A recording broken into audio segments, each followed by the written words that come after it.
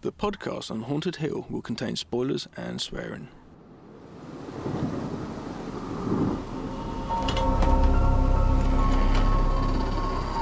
I am the devil, and I am here to do the devil's work. Think so, this Michael. Be one of us. I didn't tell you my name. Hang up. I didn't tell them my name. They're all part of it. They're all parts of Come. It is time to keep your appointment.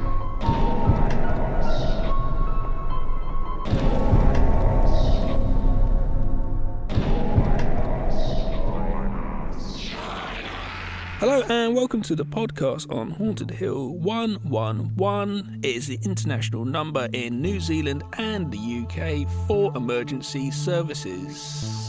Kind of, isn't it? Well, no, we've got 999, but what's 111? National Health Service. That's it. And that's the same for New Zealand too, Dan. Did you know that? I'm Gav. Who are you? You're Dan. I'm Dan. Hey! Fucking hell, we're off to a cracking start, Gav, and the numbers. Ecstatically, crackingly. Don't be so shellfish. Excellent. What a bad yoke you're telling there. It's our Easter special. It is indeed. And what are we doing? We're all excited. I actually got through a whole chocolate egg this year. I'm really crap with chocolate. Makes me go funny. Not like, I don't mean I start telling jokes, but it makes me just go a bit if I have too much chocolate. It's weird. I get weird feeling on top of my head. My dad, in the last sort of 10 years, my parents and now my dad, they have this tradition where they'll give me and Alice probably about 40 to 50 pounds, as in English pounds, worth of chocolate. Same for my brother and his wife and my sister. So you get this bag from them around this time of year, just full to the brim of chocolate and sweets, all Easter themed, and it sits in our house for a good 6 weeks or so while we eat. Yeah. We eat it, but it's like, Dad, come on, man, like how am I supposed to stay slim? Not that I'm slim. And the trouble is, Easter always falls really on top of my birthday as well. Like last year, my birthday was on Easter Sunday. This year, my birthday was just after it. Yes. And it's just really bad time of year for me because I get given chocolate and rum. Have you ever put rum, drilled a hole? If it doesn't really get a drill out, I suppose, just get a pencil and poke it through because it's a chocolate egg. Into your chocolate egg and filled it with rum and got a straw in it? No, I haven't, but I want to do that now. I think that'd be quite good. Then afterwards, eat the chocolate and it'd be kind of like infused chocolate, rum infused chocolate. Well, my favourite ice cream is rum raisin ice cream. So chuck some raisins in. I'm all over that shit. With that, do you actually get little raisins in the ice cream? Yeah, boy. Oh, fuck that shit. Raisins suck. Yeah, but rum doesn't though, does it? No, well, I don't know because I don't drink anymore. Rum might be shit all of a sudden. When I gave up drinking, the rum distributed places as distilleries started making shit rum. All I know because I don't drink anymore. I also got 3 birthday cakes this year. And happy birthday to you, by the way. Thank you very much. Well, it's my birthday episode next. Yes. The next episode we're doing, but thank you very much. I also got 3 birthday cakes this year as well. But I'll talk more about that on my birthday. Oh, okay, fucking selfish prick. I know, this is Easter. This is Jesus. This is Zombie Jesus episode. It is indeed. I apologise. So we've been trying to keep this Easter theme going, ladies and gents, guys, ghouls. Done a fucking good job, Gav. Non-gendered spooky peoples twos. And we've tried to do it, and we're doing it all right. We've now gone into AVP territory. We're not going into AVP2 territory because it's dark and no one can see it. So there's no point. Yeah. But we did do this one, and then that's it really for the Alien franchise, I'm afraid. So we're going to get into some other X stuff next year. You had something lined up, I think. Maybe. Yeah, there's a film called The Beaster Bunny, which we might look at. Amazing. But for anyone who's new to the show or hasn't heard an Easter special before, yes, many years ago we started trying to theme our Easter episodes with an Alien movie. And we did it with Critters originally. There's only 4 Critters movies, so by the time we got to the 4th Alien movie, we were done with Critters. We then did the last 2 Alien movies, Covenant and Prometheus. We also did Donnie Darko, because there is a bunny in that. Then we were like, what do we do this year? We're really just hanging on, aren't we?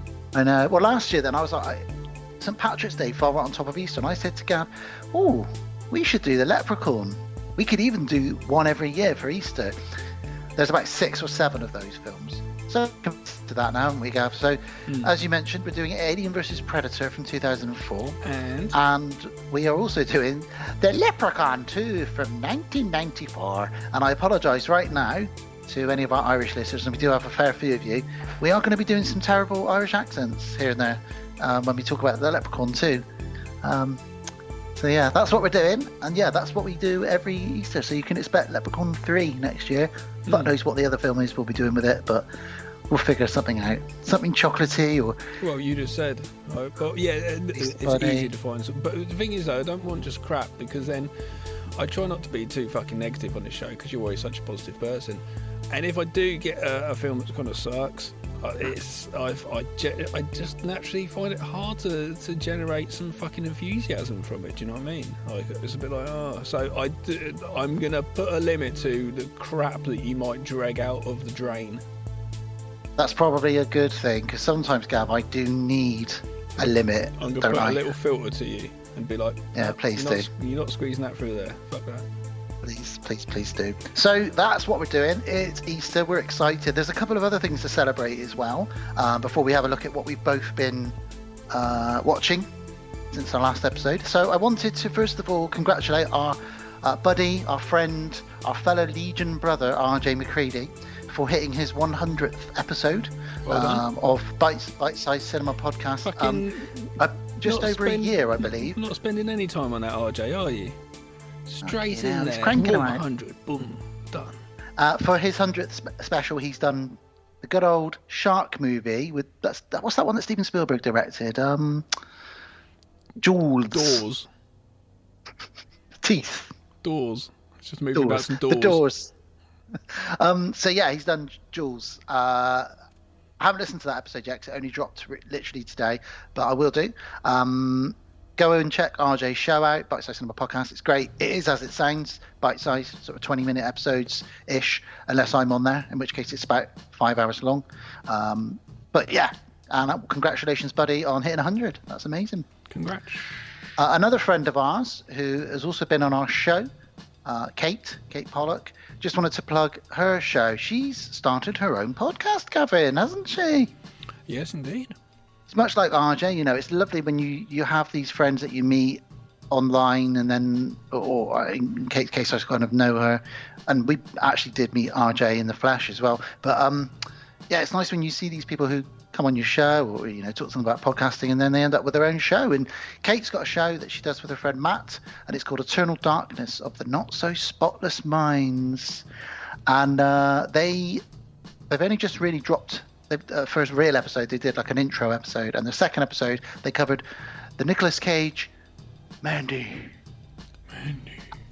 And funny enough, they also did Alien, the very first Alien movie.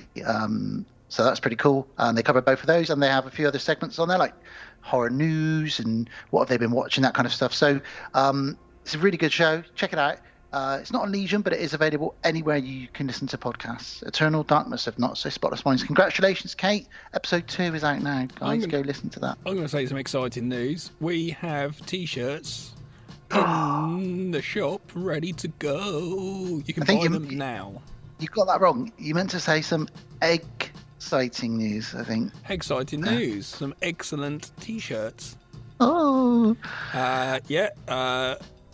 White, grey, blue.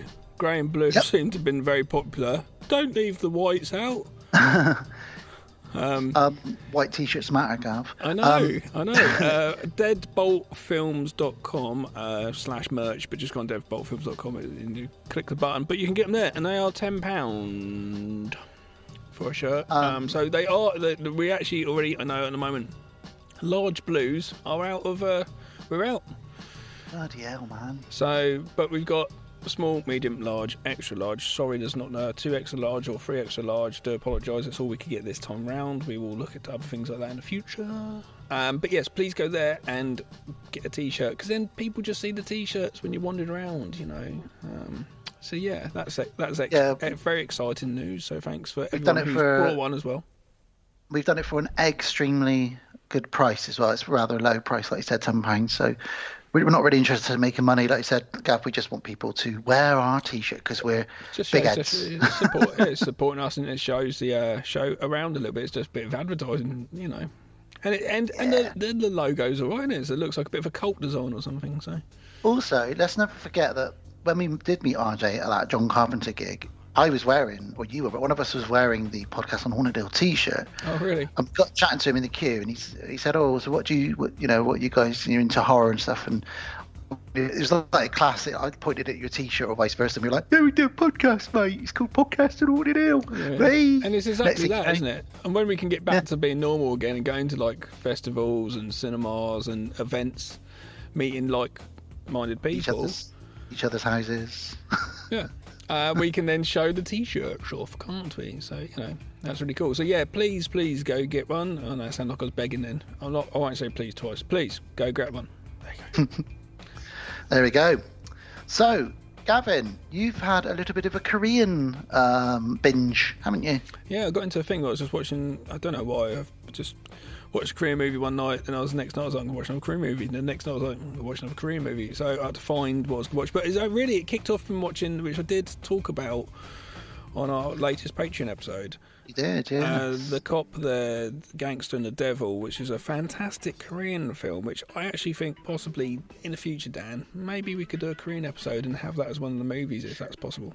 Yeah, because we've done a Korean episode, but I would like to come back to Korea at some And point. 'Cause it's not essentially horror, but I do like the whole.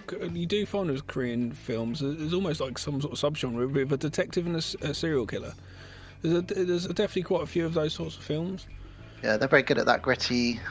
It's kind of real gritty thriller, but with slightly horrific things going on. They do that really well. And that movie I was just mentioned, Cop, the Gangster and Devil, fantastic movie. There's a killer very quickly. So a killer's just driving into other people's cars, bumps their car, and then they get out, he stabs them and drives off. So it's a little bit like that. And then he does it, and it happens to be a gang boss, and it all flips from there. And he's being hunted by gangsters and the detectives alike. And it's a fantastic movie. It's well worth watching. It's actually on Amazon Prime in the UK. And for anyone who wants to hear a bit more of an in-depth review, Gav talks about that on our most recent Patreon episode. So if you want to become a patron, there's actually a mini review of that film on our most recent one. Yeah, and then the next night I watched a movie called The Vanished, which is essentially a lady has died. She's in the mortuary in the box, and the detectives are there and whatever. It's on the same day it's happened, and they go to downstairs and an alarm goes off, and the door's open and she's not there. The dead body's gone. So they contact the husband and say, come out here. And the detective, who's a bit of a drunk and all this stuff, who seems a bit inept, actually is a bit more of like a sneaky Sherlock Holmes type character.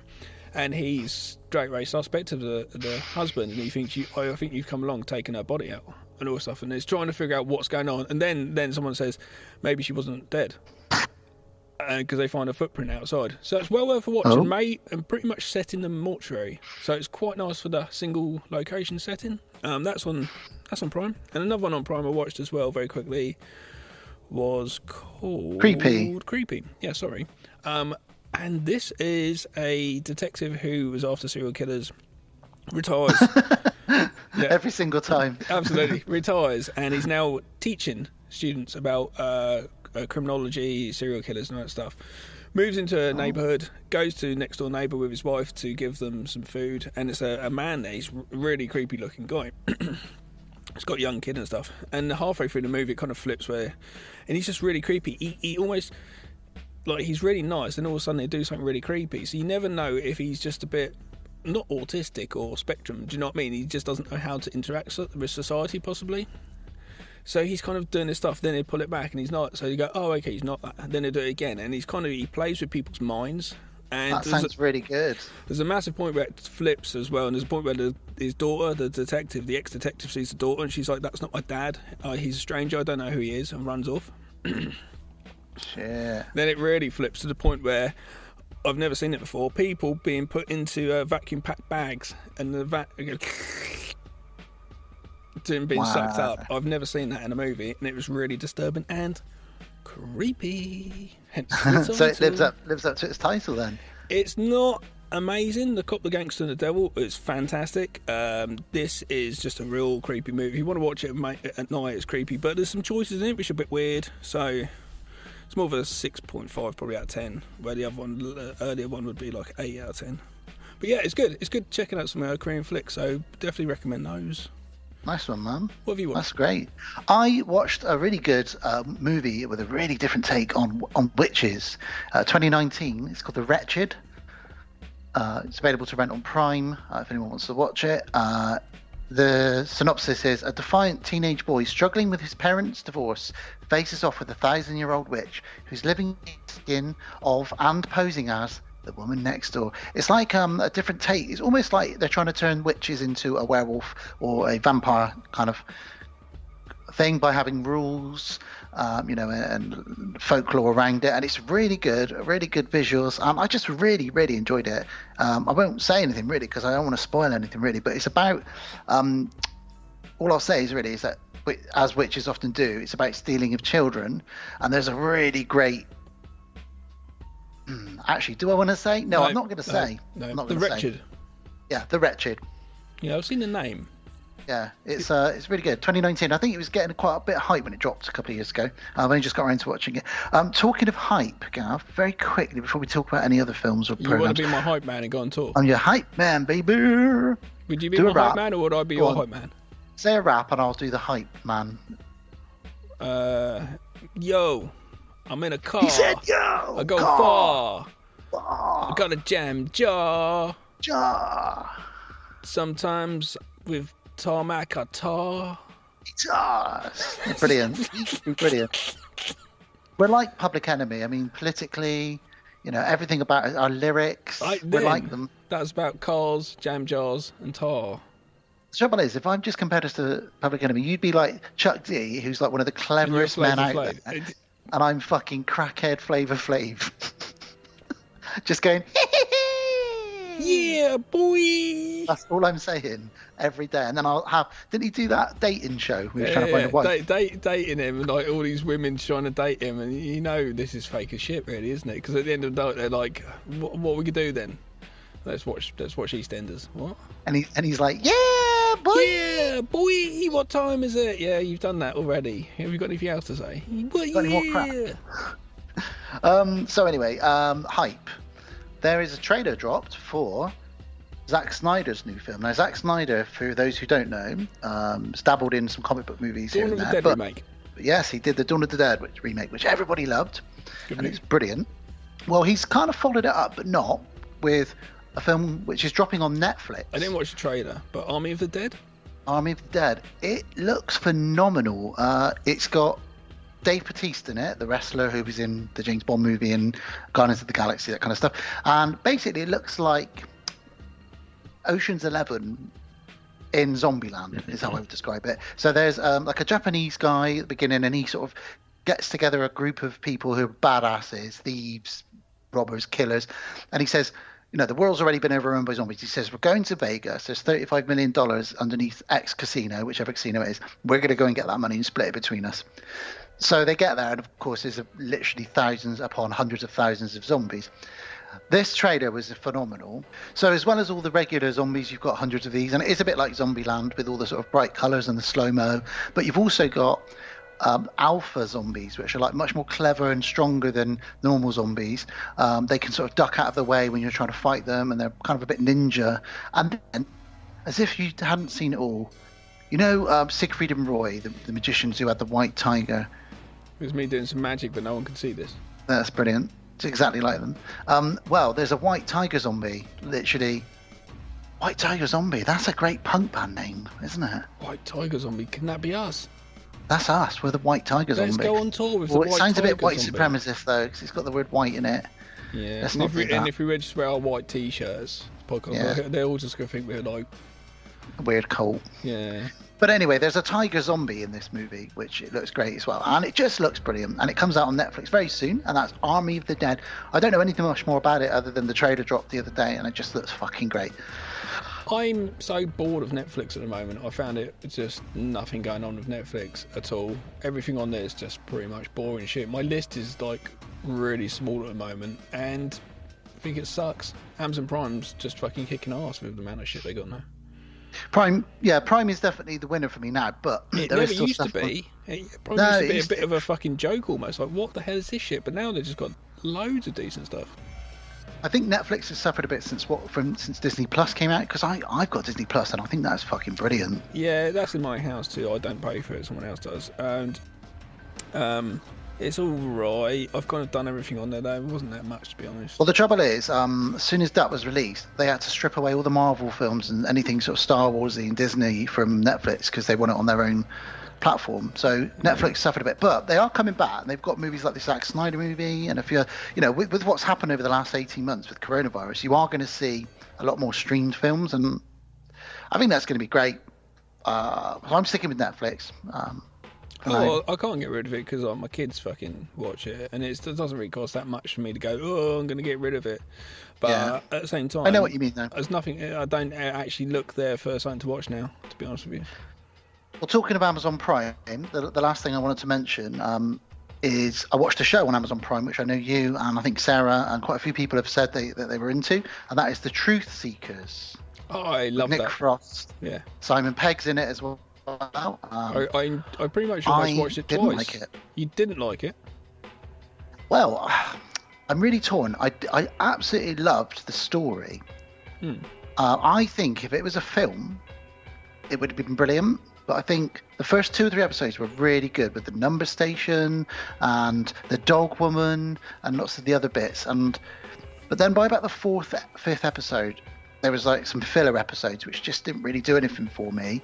I really liked the idea of the cult in it as well, but I thought the acting was appalling.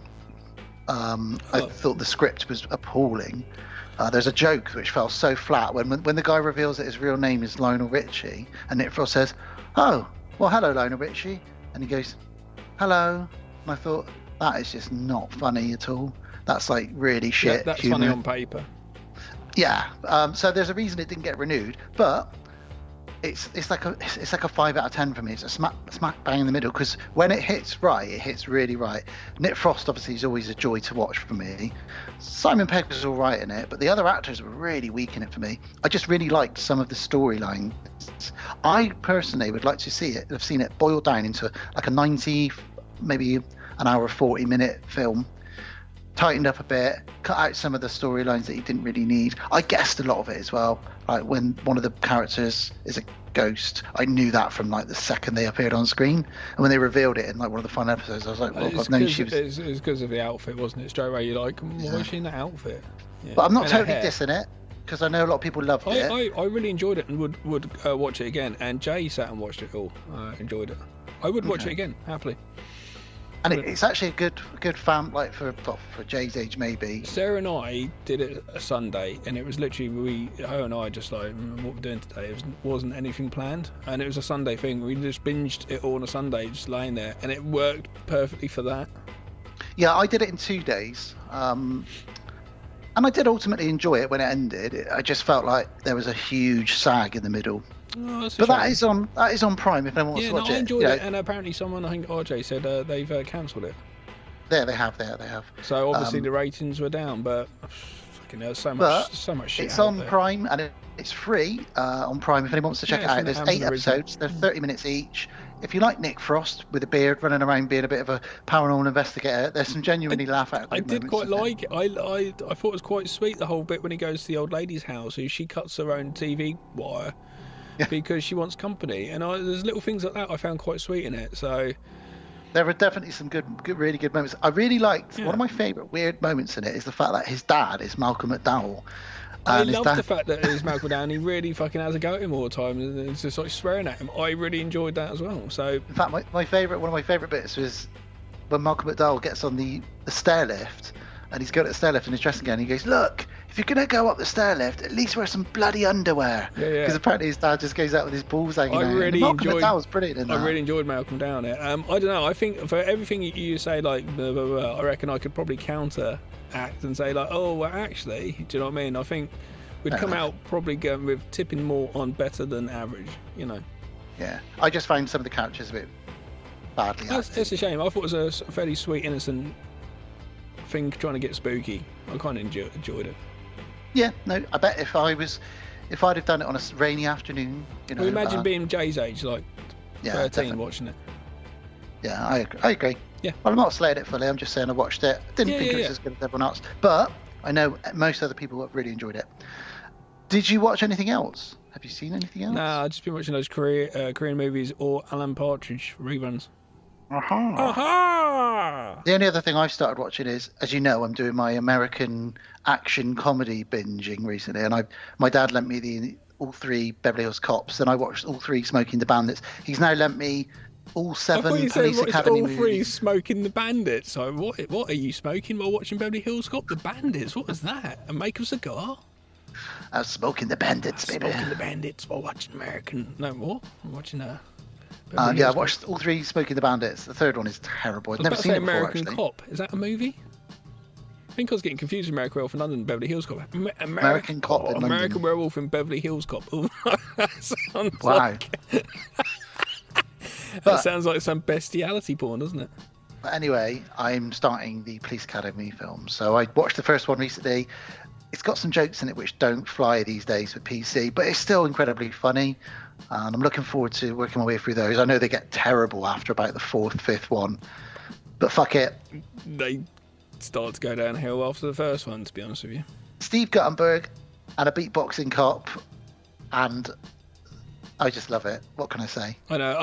I did them all. I remember. I even remember that one, Miami. Is that number Assignment 5? Miami Beach. Yeah, and that was like, Number 5. I remember then though being like, at that point I wasn't reviewing films. I was a kid at that point watching that and going, yeah, they're losing it. You know. Funny enough, the one after that, number 6, which is called City Under Siege, actually I prefer that one to Assignment Miami Beach.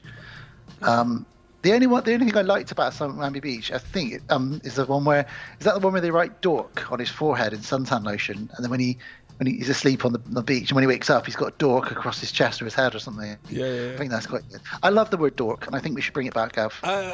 When I went to San Francisco many moons ago with a couple of buddies, and we got drunk one night. We got really drunk.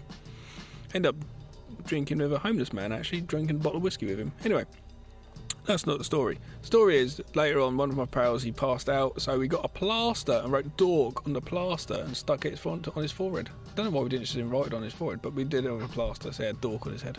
I've got a photo of it somewhere, actually. So that's nice. He could just peel it off then. Yeah, that was really nice, man. I don't know why I did that and didn't just get permanent marker. He's a good friend. What he didn't know is that you both teabagged him right in the mouth when he was asleep. At the same time, one eye each. Brilliant. Oh, I've got terrible ball bags under my eyes, I have. Who came up with that? And why do they call it tea bag? I suppose it doesn't really look like a tea bag. It's more like hacky sack, isn't it? I'm going to hacky sack you. You dip your tea bag in a cup of tea, don't you? When you. So it's an English thing, is it? Do you reckon? Well, it's got to be on it, just like dogging. There's a lot of disgusting things that probably came from England. Sorry about that, everyone. Slavery is another one. There's quite a few things that we've done over the last couple of thousand years. We are terrible, terrible people. Well, talking of terrible people, it's probably time for us to take a little look at a wee little fellow, all the way from Ireland. So, should we have a trailer and get into our first film, The Leprechaun 2? A trailer for little old Warwick Davis. Come on, Warwick. Here you come. Soon, my dear. It's almost time. True love can be hard to find. For some, it takes a lifetime. For him, it took 1,000 years. God bless you. And now that he's finally found her, he's going to love her. I'm back. To death.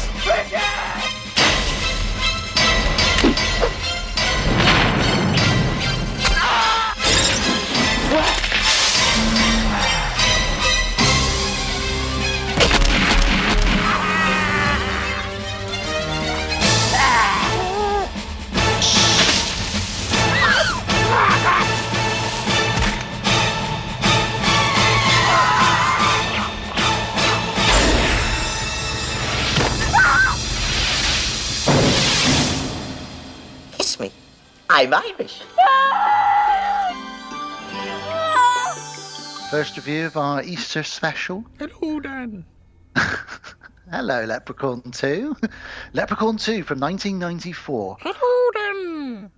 On his 1000th birthday, an evil leprechaun selects the descendant of one of his slaves to have as his bride, leaving it up to the girl's boyfriend to save her. Yeah. As I mentioned, terrible accents will be afoot during this review. This look at this movie. 1994, Gav. Leprechaun. Sorry. The second of many sequels to Leprechaun. No Yeah. Jennifer Aniston in this one. Do you know what? I started watching this and then I thought to myself, oh yeah, it's the second one. We did the first one last year. I thought to myself, don't remember one thing about the first movie. I don't remember any of it. I can tell you something you will remember. In the first movie, there's that slightly autistic kid in dungarees who's painting the house, and he swallows the coin because he wanted to see if it was a real coin or not. I shouldn't be laughing. I do apologise. No, you can laugh. I mean, I don't it's remember that. ridiculous. I'm laughing at my memory, not the kid swallowing a coin. I mean, he's a man. He's a full-grown man. He should have known better. Autistic or not, don't swallow coins, children, or autistic people. Regular people, go for it. The two main casts in this, the two main leads, Cody and Bridget, I found literally I'd rather had two people with brown paper bags on their head with a smiley face and just voices dubbed over the top. There was nothing there at all. Me and you. And Charlie Heath is the main guy who played Cody. He stopped acting 3 years after this. There you go. Well, thank God then that our main man Warwick Davis is back again. Well, this is it. With this movie, I was just a bit like, oh, okay, do I put this on a projector screen? And this, what's it rated here? It's 4.6 out of 10. Brilliant. I actually was surprised at this. The makeup for Warwick Davis is pretty fucking good. That's some pretty decent makeup. I've got that exact note. He looks fucking terrifying at times, especially with the close-ups of his teeth and his lips. I should imagine on the projector that was fucking horrible. Now, as an actor in it, as soon as I saw him, I was like, I know who that is, and I really wish he was still alive and Quentin Tarantino had grabbed him. Because this guy, and he pretty much plays the same character in Vamp as the bar club owner, is Morty. in this. Yeah, Morty, a guy called Sandy Barron. He is such a good actor. Yeah. I was so just every time on screen, I was happy to be viewing him because he's not overacting away, but he's playing. He doesn't look like a character actor so much. He looks like he plays him. Like if you get fucking Vinnie Jones, you get Vinnie Jones. Do you know what I mean? Jason Statham, you get Jason Statham. You get this guy, you get Sandy Barron. You get Sandy Barron. And I don't know, this guy's amazing. So if you know the Vamp, that movie, and it's the bar guy who wants to go to Vegas. Vegas, they do that in Vegas? Oh, yeah. That guy. Eats cockroaches and stuff. Eats cockroaches, yeah. I do, let's go, 3, 2, 1, okay, go get them. Like, that stuff. That guy, and if you like his character in that and how he sort of delivers it, he's that character in this. And I loved him. And if Tarantino had him, amazing. Do you know what I mean? He's passed away, unfortunately. He plays an absolutely smashed drunk who's just smashed 24/7. And how good is he, though? Well, he probably was smashed 24/7. I mean, I don't know how else he could have played it so well. It's brilliant. We also get a little cameo. We'll get into the main review in a moment. We also get a little cameo from old Ginger Nut's brother, don't we? Clint Howard. Ron Howard. Clint Howard. Yeah. Ron and Clint. Clint Howard. Clint turns up in a lot of things. He's got one of those faces, hasn't he?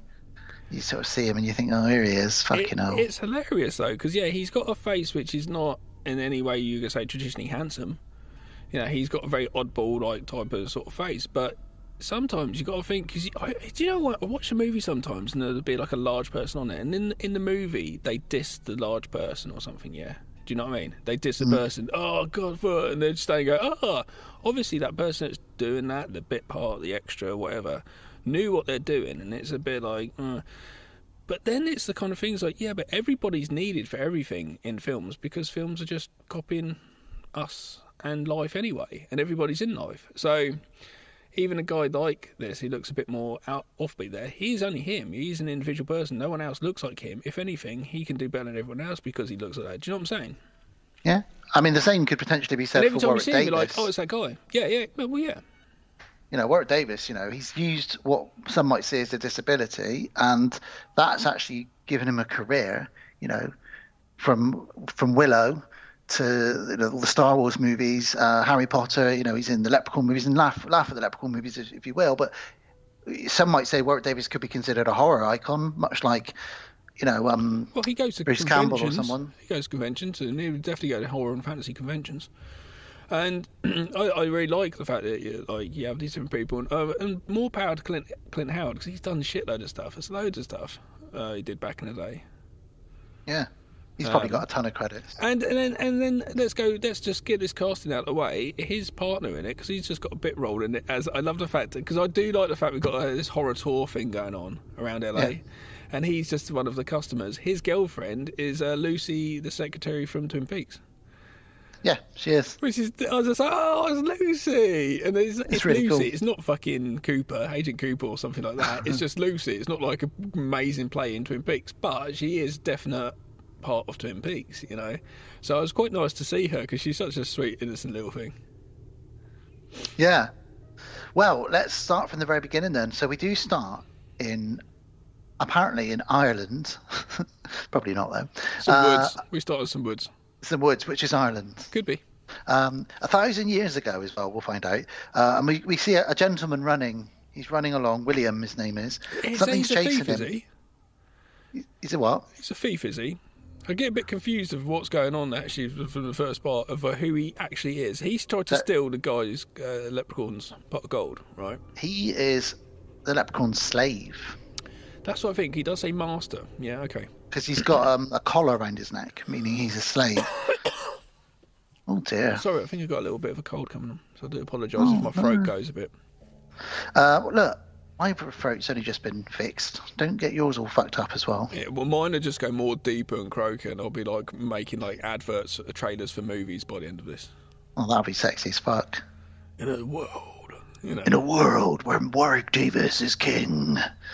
So this guy, he's got a collar on his neck. He's a leprechaun slave. We find this out now because Leprechaun turns up from behind a tree. He says a little rhyme to him about running away. You shouldn't do that. You shouldn't run away. Have you gone and got all the last time you had all the rhymes written down? I remember that from the first movie. He's got quite a few of them. I've got he. Talking about myself in the third person. He's got quite a few of them, Gav. You and Mark Davis talk yourself about like two little guys that go partying together. Oh, no, we two little guys. Didn't mean a little guy. I remember both you together. I've got a few of them. But basically, he says one of the main things he says to him, because this guy, wants to. He says, "All right, I'll let you off. I'll let you stop being my slave if you find me a bride. It's my 1,000th birthday."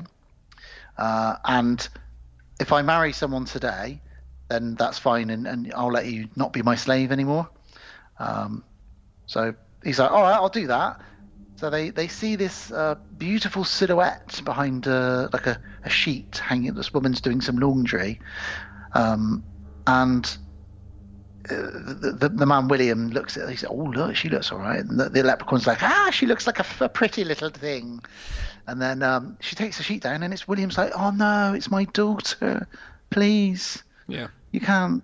And he says, the leprechaun says this funny little rhyme there. Where he says, "She sneezes once, she sneezes twice. She'll be my bride if she sneezes thrice." So this is the thing: if you sneeze 3 times and no one blesses you, you got to marry a fucking leprechaun, Gav. Leprechaun sex tonight. Oh yeah. So William says, "Oh no, please don't." So Leprechaun does a little thing, bit of wind flies past, makes her sneeze once, twice. She sneezes the 3rd time, and he's got to claim his bride. To be fair, he does say that he will be gentle on the wedding night. He says, "Crazy me, crazy mate. It's going to be a hell of a wedding night." Accent there, crazy mate. I don't know what I was then. It went more Australian. Cries, "Look, mate, I'm the fucking leprechaun." I think you're going to Greece. Almost. Brilliant. So yes, so she sneezes 3 times. William says, William tries to bless her, but Leprechaun kills him, and we get the titles. Leprechaun 2. Leprechaun 2. And Warwick's going to be gentle on Halloween night, on honeymoon night. You know? What does that mean? He's going to be gentle. What if he's not good gentle? So he's going to be like pulling hair back and going, "Go on, take it, yeah." I don't want to picture Warwick Davis. Get your lips on me, pot of gold. As the Leprechaun. My golden sausage. My little mini golden sausage, cocktail sausage. Here's my shillelagh. Ooh. I'm going to say, listeners, just so you feel better about this. I don't feel the accents tonight. I'm going to let Dan probably roll with it. I think it's because my throat is going. I think if I try and do an accent, it's going to come out like really, really bizarre. Anytime my wife tries to do an accent, no matter where it is in the world, it just comes out Jamaican, and that's offensive to everybody. So I'd never let Alice do accents. I did that recently on an episode, didn't I? I tried to do something because I came out You tried to do Jamaican. an accent, it came out very Jamaican. What accent was I trying to do? I think you were just talking. Hello! No, that's not. Was that Jamaican? That was like your best Irish. I don't think my throat wants me to do impressions this evening. Jamaican me laugh. There you go. So titles have come up. So basically, that's the intro to this film. And also I was a bit like, all right, okay. I'm not expecting fuck all from this film, to be honest with you. Brilliant. Do you know what I mean? I'm sitting there going, I can't believe I've put this on a projector screen. It's in surround sound. But okay, here we go. But then, excitedly, 1,000 years later, and we are in Hollywood Boulevard. Yes. And we meet Bridget. Now, Bridget is basically the same actress that was 1,000 years ago. She's supposed to be the ancestor of this girl that the Leprechaun was going to marry. So, there's your, easy casting. You're going to play 2 roles in this film. Done. We meet her, and she has a boyfriend called Cody, or kind of a boyfriend called Cody. And Cody runs what's it called? The Dark Side Tours. Yeah, this is the only props I've got for these guys, or this guy really, because nothing for the girl. That he has this little tour thing going on, his character does. I quite enjoyed this, and he's doing, well, there's many of these tours in LA. You've also got like death tours as well, where you go around sort of you can go like cemeteries in LA and stuff like that, where it's like celebrities that have died. Do you know? Didn't you go on the one where they sort of drive you round, and you went to the Sharon Tate house and stuff like that? No, I got my buddy to do it. My buddy picked me up, and I was like, right. And then he picked up his wife, and I was like, right, we've just done OJ's house. Now I want to go up here and do where Roman Polanski was living. And I made them drive up there, and we looked it up on the sat nav. And we were just going to different spots, and I made them do it. And she's just there going, yeah, she's just not horror whatsoever. So morbid. And then, in a minute, Gav, we'll take you to the Viper Rooms, and I'll show you the pavement that River Phoenix died on. When I was walking past Viper, I looked down at the floor and I was like, fucking hell, I'm walking over where River Phoenix died. Do you know what I mean? It's a bit like, this is fucking weird. Yeah. Yeah. I mean, I've been to the steps that John Lennon died on in New York. Yeah, Mark Chapman. He and Alice were sort of on a tour, on a tour bus, and they said, we'll get off here. There's Strawberry Fields, which is the park that they opened to sort of celebrate him. And they said, that's the hotel. So we went down to look, and it just felt weird knowing that John Lennon was like shot on these steps. It's so strange. It is weird when you actually go to places where there's definite huge things of history or cultural. You kind of go there like, whoa, and when you get there, then you realise you're just being really weird and morbid. Yeah, well, that's it. But my friend's girlfriend's a bit like, why do you want to go to where Roman Polanski's house was? And when we're driving there, it was night time. We're slowly going on. It's like, this would be like what it's like when they were about to go to the house. God. But that's because that's who I am. Like, me and Sarah are terrible. That's why we do the High Strangeness podcast, so we can just really get into some horrible stuff. But yeah, unfortunately, I like horrible stuff.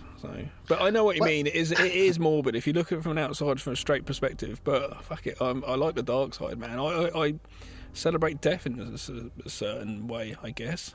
Try not to look at it as a negative thing. Do you know what I mean? But I don't know. We're off topic immensely here. But yes, Hollywood. You do a load of different tours. You can do the celebrity tours around people's houses where they live, or you can do death graveyard ones, all sorts.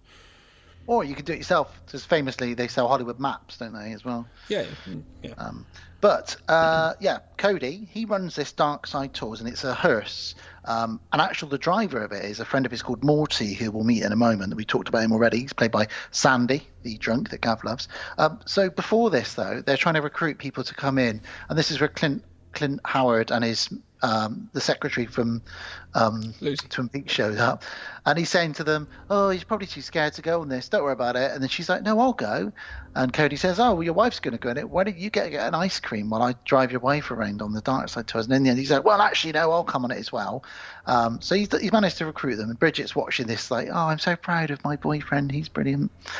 So his job really is just to recruit people. But it's just this car which has 2 seats and then 2 seats. So you can only get 4 people in at once. It's a bit of a Mickey Mouse operation. Well, he says to her, "Look, we've got our date tonight at the go-karting track." Fucking brilliant. I love that. He says, "So let me just go and get Morty, because this is the last tour of the day. He'll do the tour, and I can knock off work now." Where is Morty? He's in the bar, haven't he? Yes. He smashed off his nut in the bar, absolutely smashed. So they have to sober him up. So they get a load of ice in the sink, and he plunge his face into it. Just to very quickly say, when I said about I celebrate death, I don't celebrate death for the fact that Sharon Tate and that were killed. I just want to quickly just say that. I didn't mean that stuff like that. That was horrible. It also doesn't mean you're a killer. No, I just mean I don't know what I mean. It's all right. I like the dark side, essentially.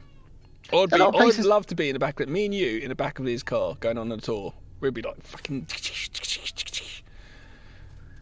Yeah. Take us to a murder scene. Yeah.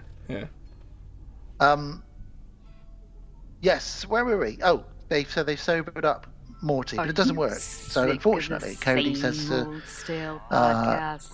Bridget, "Look, I'm going to have to drive Vanessa and Darren the car. I'll still take us to the go-karting place, but I'm going to have to drive these people around." How good would it be to have him as your tour guide? Bring their favorites. What, take you to the go-karting? And in the car, just going, "Now look over to your right." And Morty, yeah. How good would that be? And it's almost a loss. Then that there's they the didn't waiting do that, room, and they decided just not to where they do it. examine Like, books make him and do that. short Look at this stories. house here. This is where So just look for them on Apple Podcasts. So, and where fine podcasts are whilst available. this is going on, we They're should probably part of the mention that Legion it happens to be Podcast coming up Network. to St. Patrick's Follow Day, them on Twitter, which is the at Leprechaun's VD birthday. Clinic Pod. Which I didn't Join know. I them don't know if on that's a real sort of Facebook legend, at but there we go. facebook.com So yeah, we see decorations being put up and stuff like that. And /VD meanwhile, Clinic we get a Pod. homeless guy who Or sort of email walks them past them as they're doing the at tour. He sort of scares them a bit. vdclinicpod@gmail.com. He comes up to the glass and then They're it's just a drunk. ready Then he goes off to a what graveyard to have a ails little you. lie down. The hobo guy. And still, His little bottle they of just whiskey might be a little Yeah. sort of contagious. rolls away from him into a tree, and he's like, I love the "What?" fact that he gets all comfy, has a little swig of whiskey, puts his bottle down. Then he's like, "Is he going to go to sleep?" He's like, "Nah." And I thought to myself, I love the fact, why didn't you just keep hold of it? He's just like, "No, I'm going to play with it." Oh, where's my bottle again? But his bottles just go off. So I love the fact it's just literally like fishing for bums, essentially. Where you just basically just go on, grab that bowl, here, come along. They did that in an escape video once, fishing for bums, where they put out like a $1 on a fishing line and you get a homeless person chasing it. It's just not. That is so mean. Do you know what I mean? That is fucking mean. So yeah, that's where I got that title from. I wasn't being mean myself. So this bottle of whiskey rolls over on its own towards a tree, into the tree, and the leprechaun pops out of the tree. He says, he sips a bit of it, and he says, "Ugh, the only whiskey is Irish whiskey." So obviously it's not real Irish whiskey. And He notices a gold tooth. Yeah. So he says, it's had a little bit of gold I see there. Goes up to the homeless guy, he stands on his chest, and rips out his gold tooth. At this point here, my note says, "This is surprisingly not bad." Yeah. It's like straight into it's not a kill either. He just rips his tooth out. That's what he wanted, and he puts it in his little pot of gold. So yeah. Yep. Yeah, that's it. He says, "Is this gold I see?" So you've got to watch out when the leprechauns are around. Luckily, I don't have anything gold. Don't even think I've got anything gold in this house, so I'm pretty safe. And apparently, iron defeats them. We find out as well, don't we? So Iron Man would be the ultimate like hero to defeat the leprechaun because he's just made of iron, I guess. So I guess. I don't know. I don't know. I definitely haven't thought about that once. Well, Cody pulls up to the go-karts, and he's got all these customers in the back of this hearse who thought they were going on a dark side tour, and instead he's just driven his girlfriend to the go-karts for a date. And she says, "Oh, I can't believe you've done this. This is terrible." And she sort of storms off the car, and he's like, "Well, hang on a minute. I've taken you here. Let me just everybody in the car, guys, just a little break for 10 or 15 minutes. I'll be back." So what is he going to squeeze in a couple of quick laps on the go-karts and then come back? I don't know what his plan is, but his customers are a bit like, "The fuck is going on? What are we doing? What's going on?" Well, Bridget runs in because she's very angry, and we meet another character called Ian. And Ian is a friend of both of theirs, but Ian has the hots for Bridget, doesn't he? He's into her. Again, another character. Don't give a fuck about. Never seen them again. Don't give a shit whatsoever if they just walk outside and a truck hits them. Like, why is the casting so bad in these youthful people? Like, well, really I think bad. I think for me with Ian, he gets quite rapey later on, which we'll talk about. He doesn't really get too bad. I'm not in any way defending that, but he doesn't do anything too out of the way. What does he? Yeah. What does he do? He sort of grabs her and he says, "Oh, you're a tease. Come on, let's just go inside." She's like, "No," and he's like, "Let me in. Come in with me now." And then she slaps him or something, doesn't she, and gets him away. And then the leprechaun kills him. I thought he sort of grabbed her elbow a bit and she had no, that was it. It's a bit too forceful for my liking. There we go. But anyway, yeah, I think the point is that these characters are supposed to be dicks. Yeah, and, absolutely. we But they're just not die. appealing in any way. He's got an awful afro. What is going on with that 80s afro? But then gets is this 80s? No, it's not. Is this probably 90s? 94. Oh my god! There's no excuses for this bad casting choices in these guys. He's also got a Rottweiler, Ian, and we get a little trick because we get a point of view of something running in at them. Looking at them for a while, and it's actually the dog. It's just the Rottweiler. Oh, little guard dog. Later on, Cody gets arrested Pulled by the police in the car. because he doesn't have a full license, and he's driving this bloody hearse around. And a license to actually even do the tours. It's been like, So he gets thrown in the slammer for a couple of hours, and of course, the only next of kin he's got is Morty, the old drunk. And he shows up at the police but station. every and time says, he was on scene, I was just like really happy to see him. So he's like, "Come on, the boy's got no parents. I look after him." if that dude was still around, I'd get him on for an interview. Why do you love him so much? I don't know. I just think he's such a great character actor. I looked up what he's done, and he hadn't really. I can't see much. Not character actor. It's just he plays himself. He hasn't really done a huge amount, really. But I don't know. Well, if you've done Vamp and Leprechaun 2, you kind of peaked. Kind of made it, really. Yeah, everybody puts Grace success. Jones, Warwick Davis. Everybody puts success differently in their own eyes. You know, your success might be happiness. If you're happy, I'm happy in life. Yeah, great. You're successful, brilliant.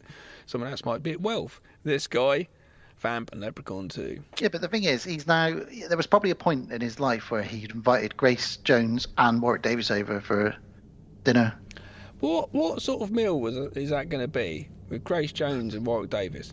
She would be eating raw meat.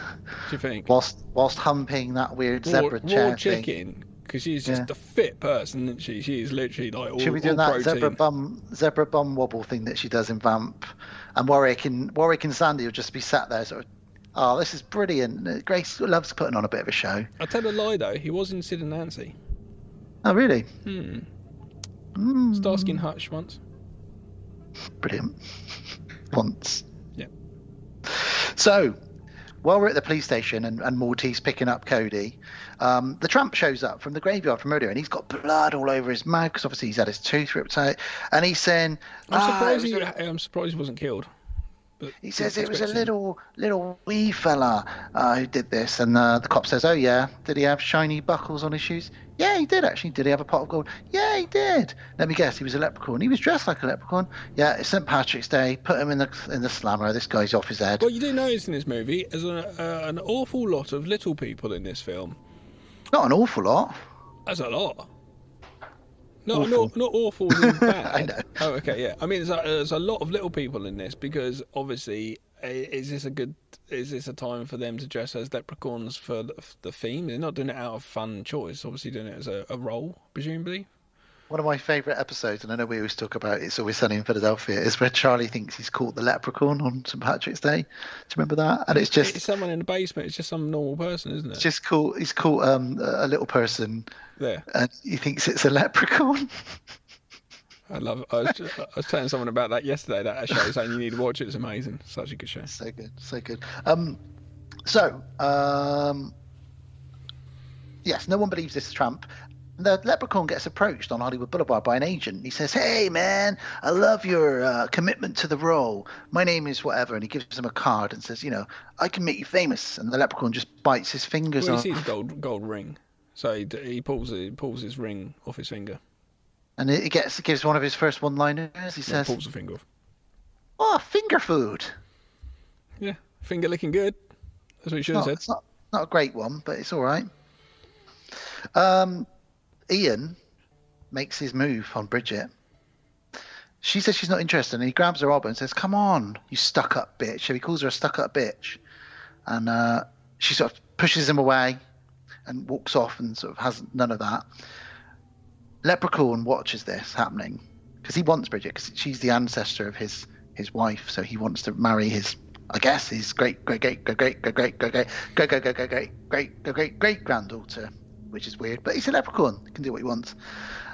So he imitates her voice to Ian. He says, "Ian, I'm sorry. I didn't mean it. Come into the garage." And he's like, yeah, all right, cool. And he goes on in there, and there's like a hologram almost of her, like a spell that the leprechaun's done. And she starts now this is one of the best deaths I've seen in a long time in films. What a way to go. She starts opening her top. And obviously, we cut away to reveal that it's not actually her. It's the leprechaun making him think he's looking at her. But it's actually a lawnmower that's up on its side. And instead of the boobs, it's actually the spinning blades. Yeah. So he goes to motorboat what he thinks is Bridget. Motorboat? Is that when you put your face in between the boobs and go... No. You didn't know that was called motorboating? No, and I've never done it. Mate! I know that you've done that multiple times. I can tell from who you are as a person. You haven't lived. It's a well-known thing, motorboating. I've not done it. I guess it's called that because of the sound. Yes. Well, anyway. But it's good, though, because you get boobs. So I was like, yay, boobs! Hadn't had boobs in a movie in ages, I was going to say.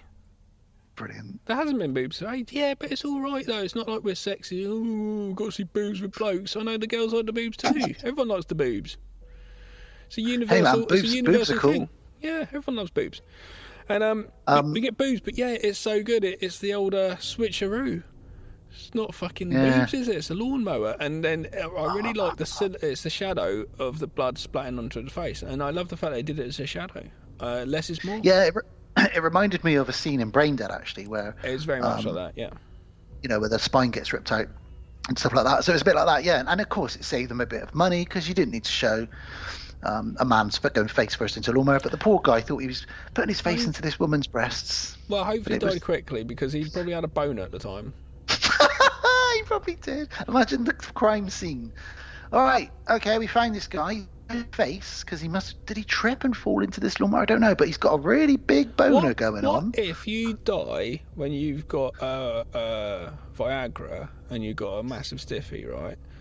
And you die, and then Rigger goes in, and as I said from our previous episode, Rigger only stays for about 4 hours, 2 hours or whatever. So if you've got a boner, so when you're dead, you still got a boner, haven't you? Well, apparently that's quite a common thing in mortuaries. You get corpses. Do you know, like corpses fart, burp? They have erections. they can get erections as well. There's lots of weird quirks with bodies. I'm straight away know out there somewhere that someone's done some necrophiliac thing with it, haven't they? Sorry. Right, let's carry on. I mean, I didn't regret it, but... Oh, sorry, I thought you mean somebody generally. So this film, I think, is better than the first one. Sorry, at the moment. I know what you mean. It's much more entertaining. The first one was a story. This one is more of your standard horror blueprint. I'm going to remember this one next year, and I don't remember the first one. This one, like that scene there with the lawnmower, that's brilliant, you know. Yeah. It's what I want in this movie. I go watch a movie called Leprechaun fucking 2. I'm not thinking it's Apocalypse Now. Well, Bridget gets home. She's home alone, and her doorbell rings. Ding dong. It's a very creepy sounding doorbell. And she's like, oh, who's there? I love the fact you did the sound of the doorbell. I don't know why I did that. I don't know. Did you even put there in brackets, Dan, do sound of doorbell? Ding dong. Just in case our listeners aren't Or did you familiar. even write the words like capital letters, ding dong? Yeah, with a hyphen. So ding dong, the doorbell rings, and it's Cody, and he's got flowers, and he says, look, I'm sorry that I fucked up the go-karting date. Here's some flowers. Achoo! She sneezes. Now we know what that means, Gav, don't we? Yeah, sneeze 3 times and Warwick's going to give you one in the evening. That's exactly what it means. Apparently, Gesundheit is German for one more of those, and Warwick will be right up your jacksie. To be sure. I'm lost now. So anyway, she sneezes. Cody says, oh, and he goes to bless her. The telephone cable just wraps around his neck. Why? What is this, Nightmare on Elm Street now? What the fuck's going on? It's similar to that, isn't it? We've seen this sort of thing before. It's the Leprechaun. He shows up. It's quite creepy. He sort of pops out from behind the kitchen cabinet. Sort of, oh, hey, hey, oh. And we get a bit of a Jason Voorhees moment now where they open the door to sort of run out, and Ian's faceless lawnmower motorboated body is hanging upside down. So the Leprechaun's taking the time, like Jason likes to do, to hang a body up just for a good jump scare. It's always nice when a killer does that. And then they have a bit of a struggle. Cody manages to grab a gold coin, which will come into play later on. I don't know, why does he do this? Does he do this because he's that fucking much forward thinking? Maybe he's seen the first movie. Yeah. Leprechaun escapes with Bridget, and he takes her off to his cave. Apparently they live in caves, leprechauns, in Hollywood, of all places. Yeah. Weird. She doesn't like it very much, and he says, a leprechaun's home has many surprises. And she doesn't like it, and he says, it needs a woman's touch, but that's what you're for. I've called it the Leppy layer. The Leppy layer, yeah, it is. And it sounds like a really weird ride at a theme park. Yeah. Get touched up in the dark by small people. He basically reveals to her, he basically reveals to her, 1,000 years ago, a man stopped me from taking my bride. It's not going to happen again. He says, now, if you're going to marry me, we'll have to make some changes to you, some changes to your face, a few changes to your body, because the wee ones won't suckle you if you don't look like them, and that they can be very demanding at times. But I'm sure soon enough you'll be able to birth a full litter of leprechauns. A litter of leprechauns. A litter? So he plans on giving it to her. Getting her up the duff. Getting her pregnant. And then having little... What? So what's going to come out? Like little horrible little leprechauns, yeah. But half humans. Mixed leprechaun race. Yeah. Okay. What do you think of that? Don't know. I reckon some would be nicer and some won't be. If you have a full litter, you can have some which are like, I don't like the way Dad is. I don't like what he does as a job. It's just not correct. What's Dad's job? He kills people. I don't like that. I'm going to go against Dad. And I'm going to say, and it might become a big adversary. Like, do you know what one of them would definitely become? Because the leprechaun is so good at rhyming. One of them would become like a battle rapper. Maybe. And they would be like, oh, yeah, you son of the leprechaun, that guy. He's so good. Have you heard him? Yeah, he just takes everyone on. He'll end every verse. It will be like, you can't catch me pot of gold, and he would end every verse with that, and everyone would be, oh, that guy's so dope. What a dope MC. Listen to what I told. He could do it because he's Irish as Pot of well. He'd probably gold. end up teaming up with House of Pain or something. Yeah. They could do like a remix of Jump Around. Make a little album. And you know that bit where the leprechaun's on the pogo stick in the first movie, and he's jumping up and down. I'm surprised they didn't play Jump Around in that first one, because that's an Irish rap song. Get that on, or the leprechaun's jumping. No. Yeah. Can you imagine them say, "Excuse No. me, House of Pain. No, you can't. Can we use your music?" No, you can't. No. Fuck off. So anyway, she's his bride. She knows what's going on. He puts that collar on her that was on her great ancestor from many years ago, so she can't escape the cave. She does hit him with a rock and tries to escape, but she finds the skeletons of all of her ancestors. Don't know why they're in Hollywood again. I'm not sure what's happening there. No explanation for that. I know it's a magical cave, so maybe that's what it is. Maybe it's like a portal to a cave in Ireland or something. I don't know. I don't think logic's really very important at this point, Gav, is it? No. At this point in the movie, I did, to some extent, kind of, my interest was going a little bit from it. I'm quite into the film, but it was a bit Luckily, like, as soon as we got in this lair, it was a bit like, yeah, sorry. Luckily, I'm here. Yes, this is why you pick up the slack, because he realizes one of his coins is missing, and he's not at full power. He can be hurt. Shilling. Yes, he can be hurt. He's not completely invincible without his full crock of gold. Oh, I didn't realise that. Okay, that makes sense. Yeah. I'm sure. Because I guess that's his weakness.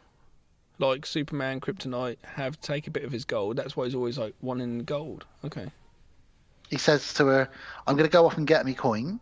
I want you to pretty yourself up for when I get back." Basically, when he gets back, it's Lucky Charms time, if you know what I'm saying. Oh yeah, Lucky Charms time. He says to her, "Kiss me. I'm Irish." And then he gives her an horrible lick up her face, and all this horrible drool comes off of his tongue. It's so disgusting. On the projector, that must have looked fantastic. Yeah. Warwick Davis' giant tongue licking a woman's face. Yeah, brilliant. You never thought you'd see that on a projector. It's not really, no. So the leprechaun goes back to Bridget's house, and he sees that the cops are there, and they're investigating what's going on. And this is where they're sort of realizing this guy died of a boner and a chainsaw to the face. Not a chainsaw to the face, a lawnmower to the face. Yeah. And they think, it's quite clever, a little bit of plotting now, they think it was Cody, because they find a bunch of flowers that he gave her that says, I love you, from Cody. And Ian knows Cody, so they think, oh, this guy's killed Ian with a lawnmower to the face. We better get an APB out on him and try and find out where he is. And the leprechaun's overheard this whole thing, so he's thinking, I can use this to my advantage. Or whatever he says. Imagine Liam Neeson voicing the leprechaun. Oh, that'd have been good. That'd be brilliant, wouldn't it? I've got a pot of gold. She sneezes once, she sneezes twice. She'll be me bride if she sneezes thrice. Do you still want him to play the Bigfoot in your movie you're doing? Yeah, absolutely. Liam Neeson's Bigfoot is just fucking genius casting. Just no reason for it. It's just fucking genius casting. And then you could have a sequel where Bigfoot fights another legendary creature. And that other creature, I don't know what it is yet, is Nicolas Cage can play him. And I think that would just be fantastic. Why has Nicolas Cage never been cast as like a Van Helsing sort of vampire hunting style character? I don't know. There's a chance that he has. He's made fucking tons of movies. So he's got a new one on Netflix. At the moment, Sarah sent me a picture earlier. Her neighbours have built some big cage in their garden.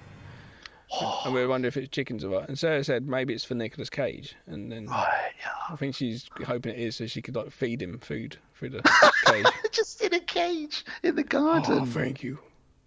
I sound more like Do Keanu not Reeves. put your fingers through the bar or the cage will bite you. Exactly. Cage in the Cage. Cage. Good TV show. Cage in the Cage. Caged. He could become a magician and do that. David Blaine did that, didn't he, in a big box? I went to see him, David Blaine, when I was working around the corner. I went out to see him and I was with my mate. And we just looked up in the crowd, all these people just staring at this dude in a box in the air going, why are you up in the air in a box? It's the most weirdest thing ever in the world. Like you've got the weirdest life ever, but fair play to you. And he looks directly at my friend and just waves to him slowly. Oh my friend God. just looks up and just waves back to him. Just exactly, and they made eye contact for a while, and he kind of they stared at each other, and it's like, this is getting weird now. Can we go? Sexy. This is my I lunch got a bit break turned from on work. from that story then. It was David Blaine just staring from a box in the air. Strange, man. Weird. Strange, man. So, Leprechaun, back to this. Cody goes to see Morty, and he says, the cops are looking for you, Cody. You need to lay low. They think you killed Ian. And Cody says, hang on, let me show you this, Morty. I've got this gold coin that I stole from a leprechaun. Of course, Morty, even though he's smashed off his head, he says, there's no such thing as leprechauns, boy. Listen, for God's sake, you've been doing these crazy dark side tours with me for too long. He's starting to believe all these legends.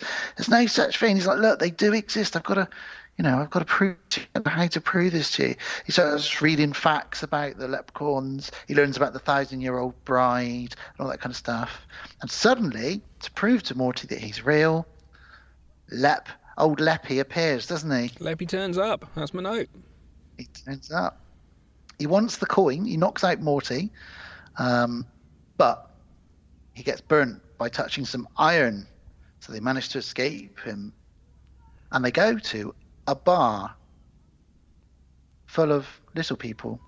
And he goes to Literally, the toilet, and the little person from Bad Santa turns up.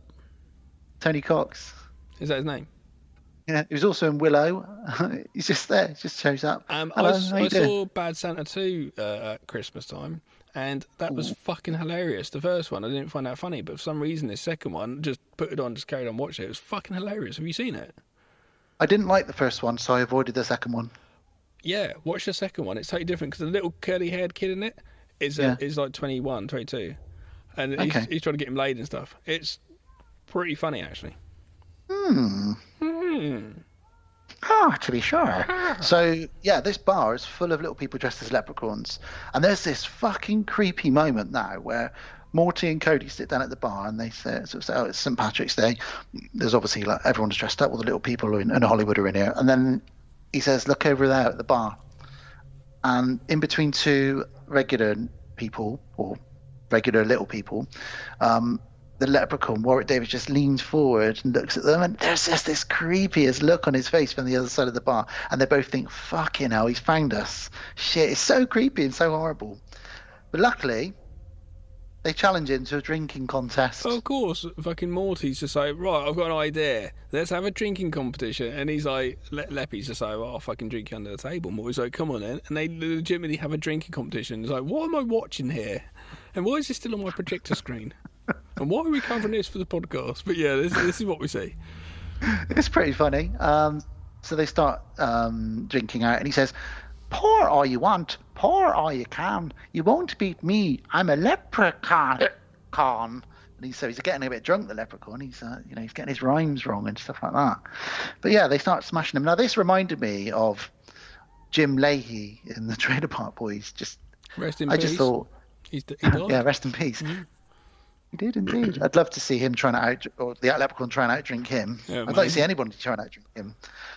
He makes me feel drunk watching that show when he's on screen swinging out of rum bottles. I love it when he's standing there in his dressing gown, his white pants, and he opens up a bottle of booze and drinks the whole thing. Obviously, it's like fucking apple juice or whatever, but he just drinks the whole. In one go. And the camera doesn't stop, and he's like,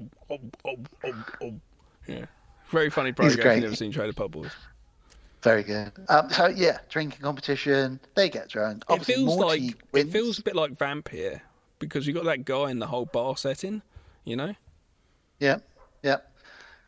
But all the leprechauns in the bar, the fake leprechauns, they are on Warwick Davis's side because he's one of their people. They think so. They even start chanting, "One of us, one of us." So they're like, "Yeah, go on, you can do it."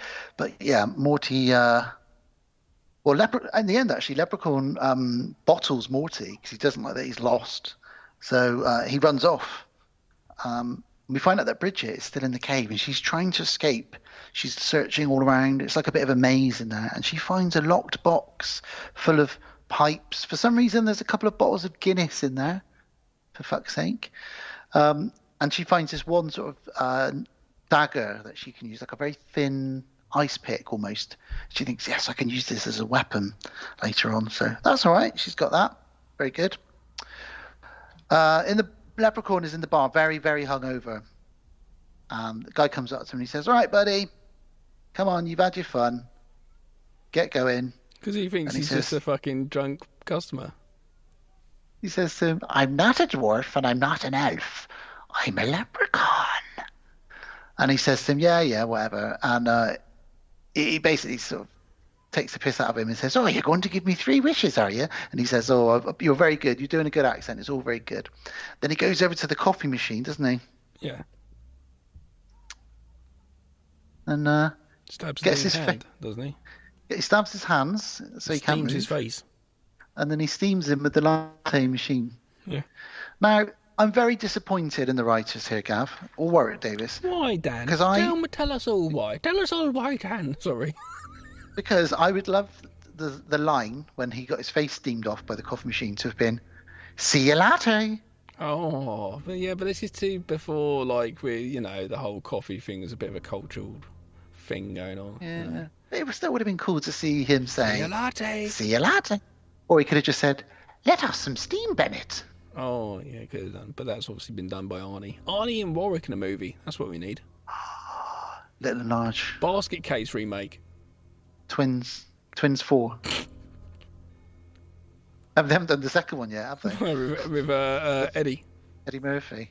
I don't know if that's ever going to happen.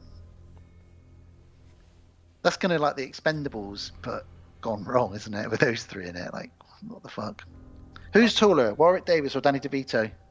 Danny DeVito. I reckon Warwick Davis is taller. Danny DeVito is tiny. I love the fact in Always Sunny in Philadelphia that we've seen Danny DeVito completely naked when he comes out the sofa, like he's being birthed. I did not need to see his all sweaty, funny little bottom. And it's just like, wow, he was in that when you're in that room acting. You had to just see Danny DeVito come out all slimy out of a sofa. He commits to Frank Reynolds as a character so hard, doesn't he? Like, it's so good. Yeah, it's a very good show. I love it. Very good. It is. It's very good. So yes. Why is this a laced steak given to a dog? What's going on here? Does the leprechaun lace the steak? Someone does. No, it's the other people. It's when they're getting to find they're trying to get a safe, aren't they? So they go to get the dog to fall asleep so they can nick the safe because they're going to take a safe to put Warwick in. So they know where a safe is and they know the combination to it because Ian, who's now dead, used to open the safe in front of Cody all the time. So Cody and Morty go back to the go-kart place, which is closed. They break in. No, that's they knock the dog out with the whatever they put on the steak. Take the stuff out of the safe, leave that there, and just take the safe, but get busted. Because the safe's made of iron, and they know that they can capture the. Yeah, because every time you touch it when he's inside it sparks and gives him pain.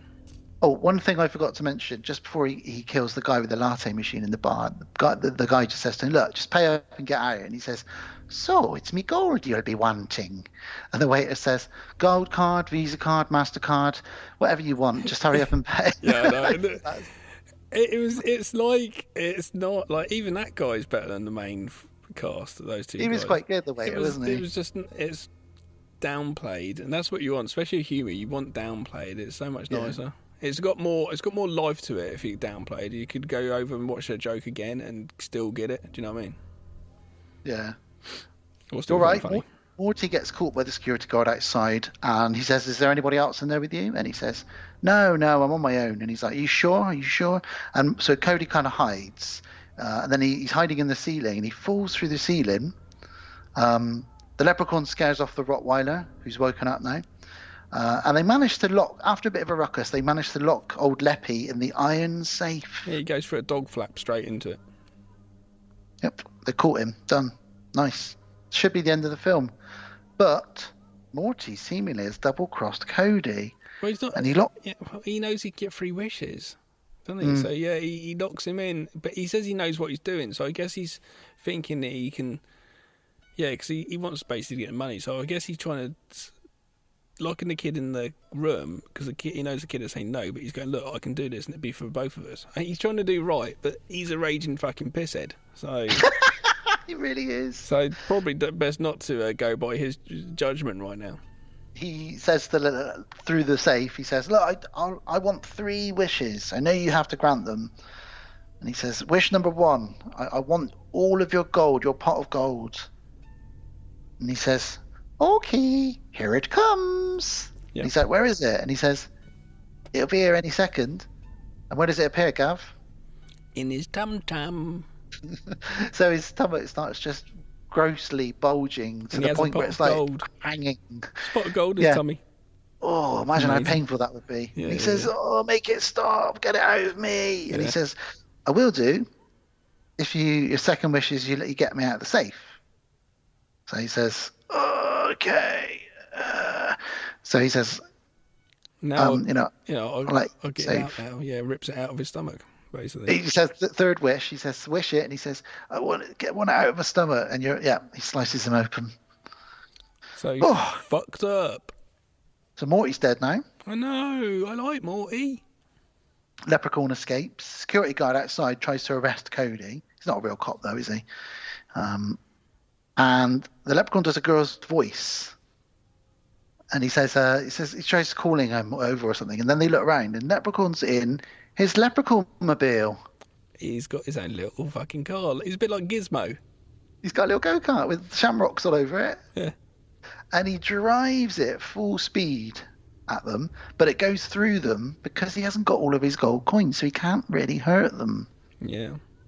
So Cody's invincible. So it works the other way. If you've got the gold coin, you can't be hurt by the Leprechaun. So it works both ways. It's very good.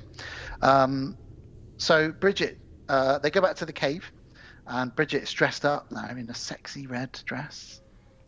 And the Leprechaun's like, you've prettied yourself up for me there, me bride. And she's like, yes. She thinks the only way out of this is I'm probably going to have to bonk him. And then when he's asleep.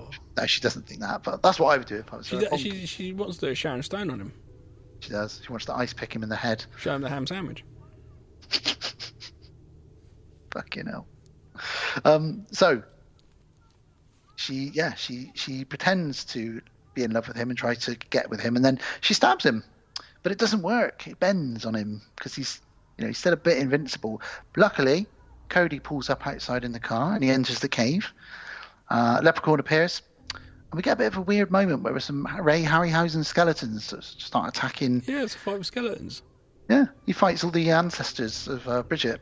And then we get an Evil Dead moment where all these vines start attacking. So they're throwing everything at us now. Yeah. It's a bit of like it's the Leprechaun cave. You're not getting in and you're not getting out easily. Do you know what I mean? There's a reason we don't discover them. Leppy's Lair. Leppy's Lair. Like Dan's Dungeon and Gav's Grotto. Leppy's Lair. We could get Warwick on for a bonus. While this is all going on, Bridget manages to pick the lock with that ice pick, and they manage to escape. They get lost in the caves for a little bit. Bridget tells Cody, give me the coin, give me the coin. We all know where this is going because we've seen the Leprechaun do this before.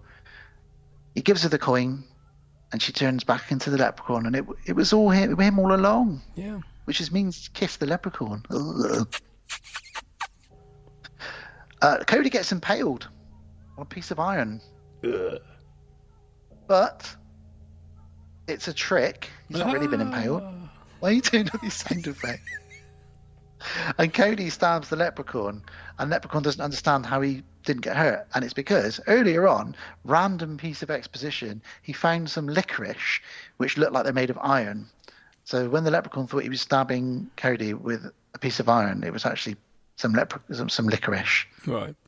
Brilliant. So he stabs the Leprechaun. The Leprechaun explodes. And that's literally the end of the film. The Leprechaun explodes. They leave the cave. They kind of talk to each other a little bit. That was an adventure. Yes, it was. And then the credits roll. I wanted a little wink at the camera or, a little laugh. Like, I'll be back at some point. Yeah. Something like that. But nothing. All we get is some Gaelic folk music playing over the credits. Indeed. That's it. But It's fun. It was better than I thought. I'm probably not going to watch it again. But if I was somewhere, like a Halloween party, and Leprechaun 2's playing, and I sit down, I don't know when I'm going to be at a Halloween party and that's going to be happening, but I might sit and sort of watch it maybe a little bit, but I'm not going to sit down and dedicate myself to watch it. In the world of films that we have, Leprechaun 2 is not going to be one of the choices. But it was enjoyable more than the first. I thought the main actors were a bit bland. Very bland, and as soon as the main other actors went out of it, it did sort of. But okay, all right, but it was fun. It was fun. I imagine you like it more than I like it, but only a little bit. But I will say that it's an improvement on the original in the makeup and the gore and the kills and the effects. Presumably, the first Leprechaun, especially as it had Jennifer Aniston in it, probably did fairly well and made them a little bit of money. They wanted her back in this one, but she was too busy with Friends at this point. So of course she's not going to do that. She would have just been like, no. Little did she know that Friends would turn into the show that it did there, But of course, she made a wise decision there, I guess, didn't she? But they probably had the money, so that's why the effects gone up. But the thing is, it's one of those things that at that point, then you've also got you're straight in with the fucking VHS money, aren't you, from video rentals? So this is a perfect VHS rental type movie. Horror fans love sequels. It was the early 90s. Leprechaun 2 I'm on sure the shelf. The budget will go down, though, as we carry on with this series. I'm sure it will. I can't believe we're doing the fucking Leprechaun series, to be honest with you. Well, they did get iced tea on one of them, so, they must have spent some money on that. No, it don't even sound like iced tea. I don't even know what that sounds like. I told you, I'm not doing impressions. Not doing it. Right. So, anyway, to wrap up, I think it's got much better effects and makeup than the first one. The acting was the weakest area, but it's quite funny. Warwick Davis is really creepy in it, and I had a lot of fun with it. The deaths are brilliant. That whole death scene with the lawnmower was just fantastic. Never seen that. It was good. It was very reminiscent of Brain Dead, and there's bits in it you can we enjoyed talking about just then. Take from it what you will.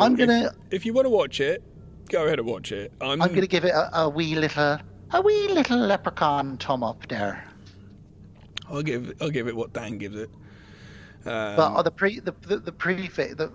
underside here is, if you're going to watch it, you've got to have a 4-pack of Guinness with you, just to really help ease you into it. It's one of those sort of films. I'll give it a Jeremy Beadle left hand thumb up. Okay, that's pretty much like Warwick Davis, so that's fine. Just one hand. Okay, cool. Lovely. All right then. Well, I think it's time to take a little trip. Lots of little in this. Little things. Yeah. Little people. Little trip through the little time tunnel. Yep. In my little time machine. In your little hole. Back to the little year of 2011. It's all little. Let's get in your little hole and see what's going on. Right, you ready? Let's go. Whoa! What's this machine? This is my time machine. Your time machine? Yeah. For the next 5 minutes, we are going to be the time team. The time team! Whoa! What's this? Look at that! Look at that! Oh, he's been dead 100 years. Look at that! Look at that's the Statue of Liberty coming out of the sand. Oh, there's a dinosaur! Oh my god, look at that! It's something else. Whoa! Well, that was exciting, Dan. All those things to look at out the window. Sorry about the puddle on the floor there, but you need to get some of those little packets you get in boxes, which keep the moisture off the windows, because I can't see a shit out of these windows. It's not really moist. If you have a packet of beef jerky or something, and you're eating the beef jerky in the dark watching a movie, and you go pick up the silicone sachet. Oh, why'd you put that in there? I've never done that. Or whatever they are. No, I haven't actually eaten it, but it's exactly sort of same shape as the beef jerky. Terrible. Well, it's 2011. Whoa! Crazy times. What do you remember about it? Anything?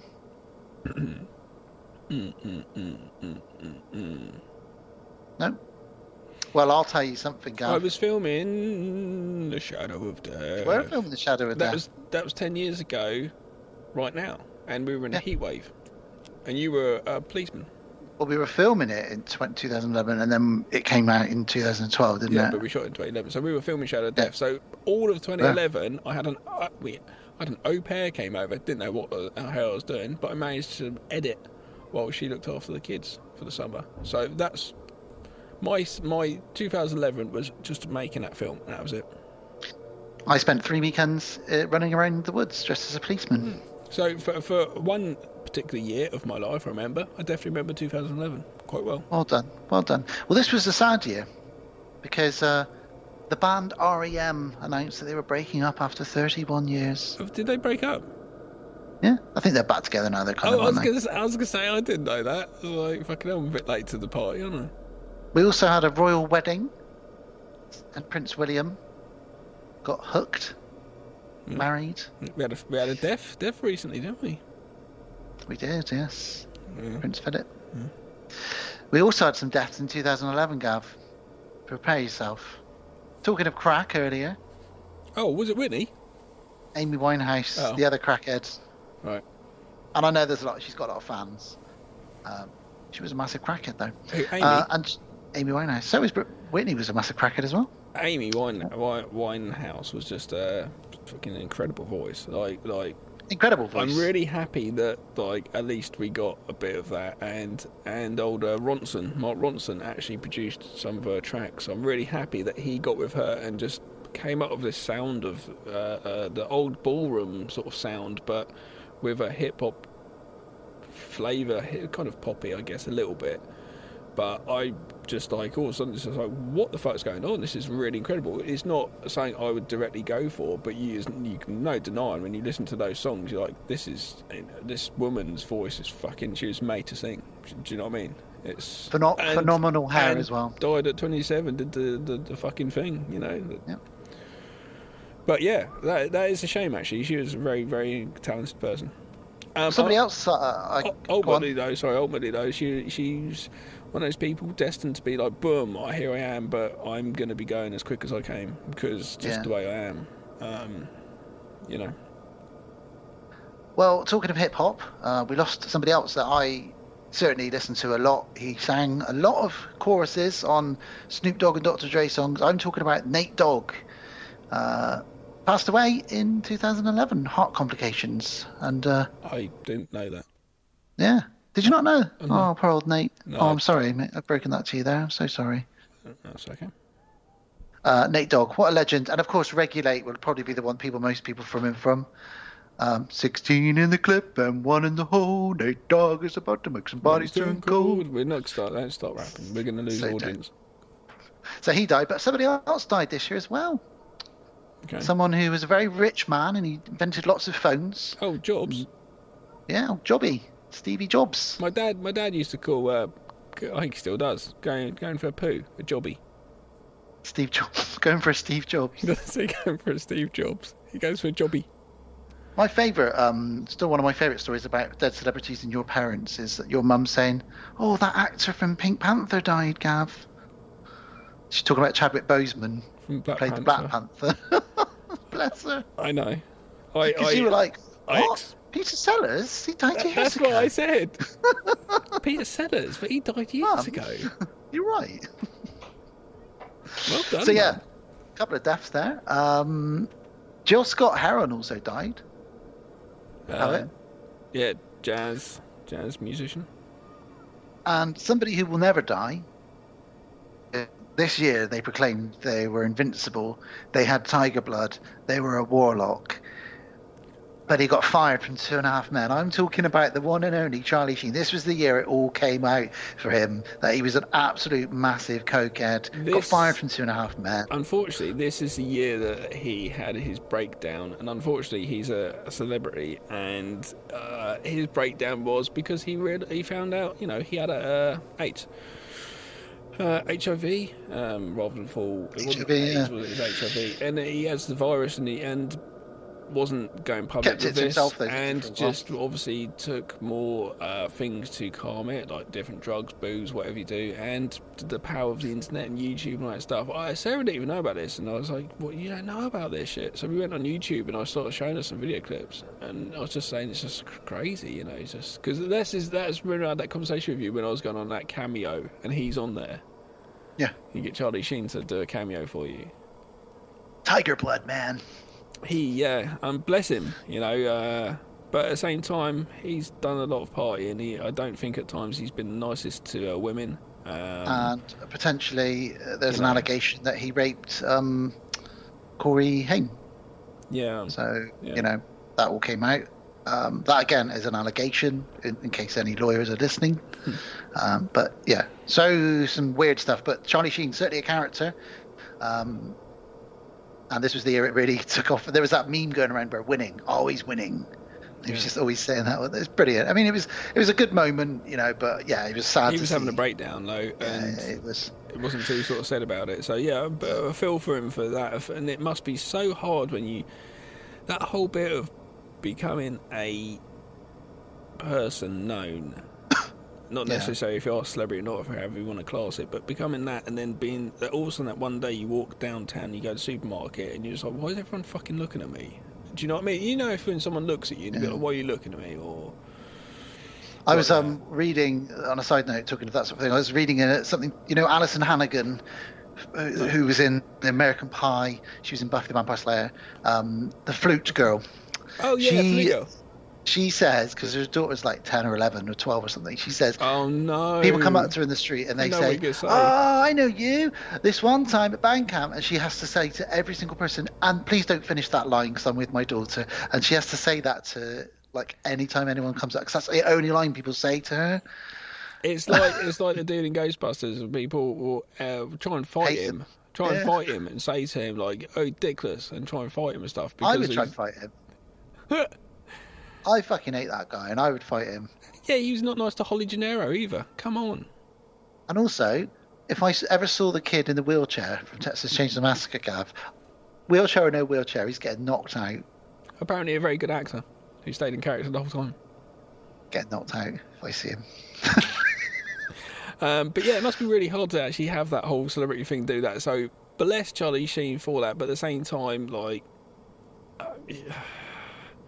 So you can take it or not, being the whole fame thing. Like, you can deal with it or not, and some people can't do it, and some people can. And I completely understand when you can't deal with it. I can't deal with life at times, let alone have millions of eyes watching everything you do. It must be fucking awful. Like, loads of perverts in plain sight. Brilliant. Well, let's have a look at what technology was kicking around in 2011. Richard Branson wasted loads of money because he opened the world's first commercial spaceport in America. Because we're all fucking going around the moon, aren't we, at the moment? Do you know what I mean? Like, I appreciate he's really trying to get these flights. Yeah, but you got to remember, okay, there's another world that we will never ever play on, and this is the world of the. I don't really class it. Powerful people put fingers up in the air. The people who are the money is not a thing. They are literally numbers that they don't care about. Do you know what I mean? And you've got some of them, and they're still doing it now, having this race to get to space. Yeah. It's not American-Russia race. But not even into space. Just a trip, like a holiday. Yeah.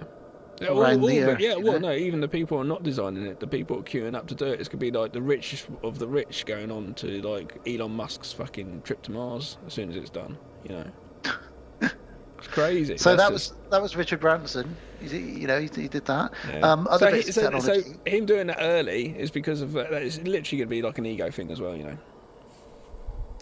The US Defense Department designed and tested a new missile that travels 5 times the speed of sound. So we can kill people even quicker. That's fucking quick, isn't it? 5 times the speed of sound. Jesus Christ. Let's kill people really, really fast. Just like that. You wouldn't even hear it. Excellent. We've created another thing to destroy people. Yeah! Death and destruction.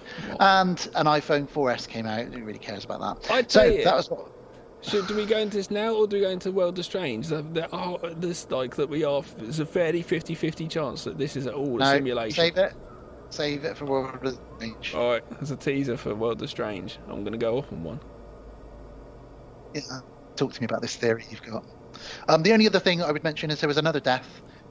Kim Jong-il died and was replaced by his son, Kim Jong-un. Loads of Kim There we go. So that's that. Let's take a look at what was going on in movies. So general, sort of normal, non-horror movies, just to give you a taste of where the world was at. So we had the Captain America movie, the Thor movie. So Marvel was still really pushing through. You had another X-Men movie come out this year as well. We had Rise of the Planet of the Apes. We had a Ghost Rider film with Nicolas Cage, Ghost Rider Spirit of Vengeance, the terrible sequel to a terrible film. Another Harry Potter film came out this year. What I'll do is, as I like to do, I'll just run through sort of the highest grossing films from 2011, just to give you a taste. It's all about, you'll hate some of these films as well. I can't wait to say them to you, just to see you start twitching with anger. So the number one film was Harry Potter and the Deathly Hallows. That's right, man. I've seen the first 3. There's like 5 or 6, isn't there? 7, I think. 7. I've seen the first 3. Transformers. I can appreciate those movies and the fandom that they have, because it's like a whole little world of things. So it's kind of sweet. Transformers, Dark of the Moon. I saw the first one, then I was like, I'm not watching these again. I don't know what's going on. There's lots of metal just moving around. The Twilight Saga, Breaking Dawn. Jesus Christ, never touched it with a barge pole. The Hangover Part 2. Do like the Hangover films. Pirates of the Caribbean on Stranger Tides. Yeah, so a lot of sequels. Saw the first one. Look, hasn't this been the past couple of years? Yeah, I mean, franchises have really come back in, haven't they? Yeah, we have. It's so funny that, like I said before, I really enjoyed doing this because we see the trends coming in and out and how cinema is playing out at the time. It's very interesting. Yeah. The only other things really to mention, like Bridesmaids was quite a big one, and that brought in a big group of very funny female actors. I have seen that. It was all right. Yeah, it was good, that one. Lots of other movies as well, but we're here for the horror, so let's take a look at what happened in 2011 with regards to horror films. So there's a few good uns and a few not so good uns, as you can imagine. Mm-hmm. Apollo 18, I quite like that. The found footage one, produced by Harvey Weinstein. Oh, Harvey Weinstein. Yeah. It's not bad though. It takes place on the moon. It's kind of cool. It's kind of, it's all right. The Thing prequel came out this year, which we've reviewed. I'm quite a fan of this. We like that one. That's good. And another one that you really like, which you suggested to me, which I liked as well, was The Resident, with Hilary Swank. And Christopher Lee is the landlord upstairs. I don't like Hilary Swank though. I don't like looking at her. No offence to her. Oh wow. Yeah, okay. Sorry.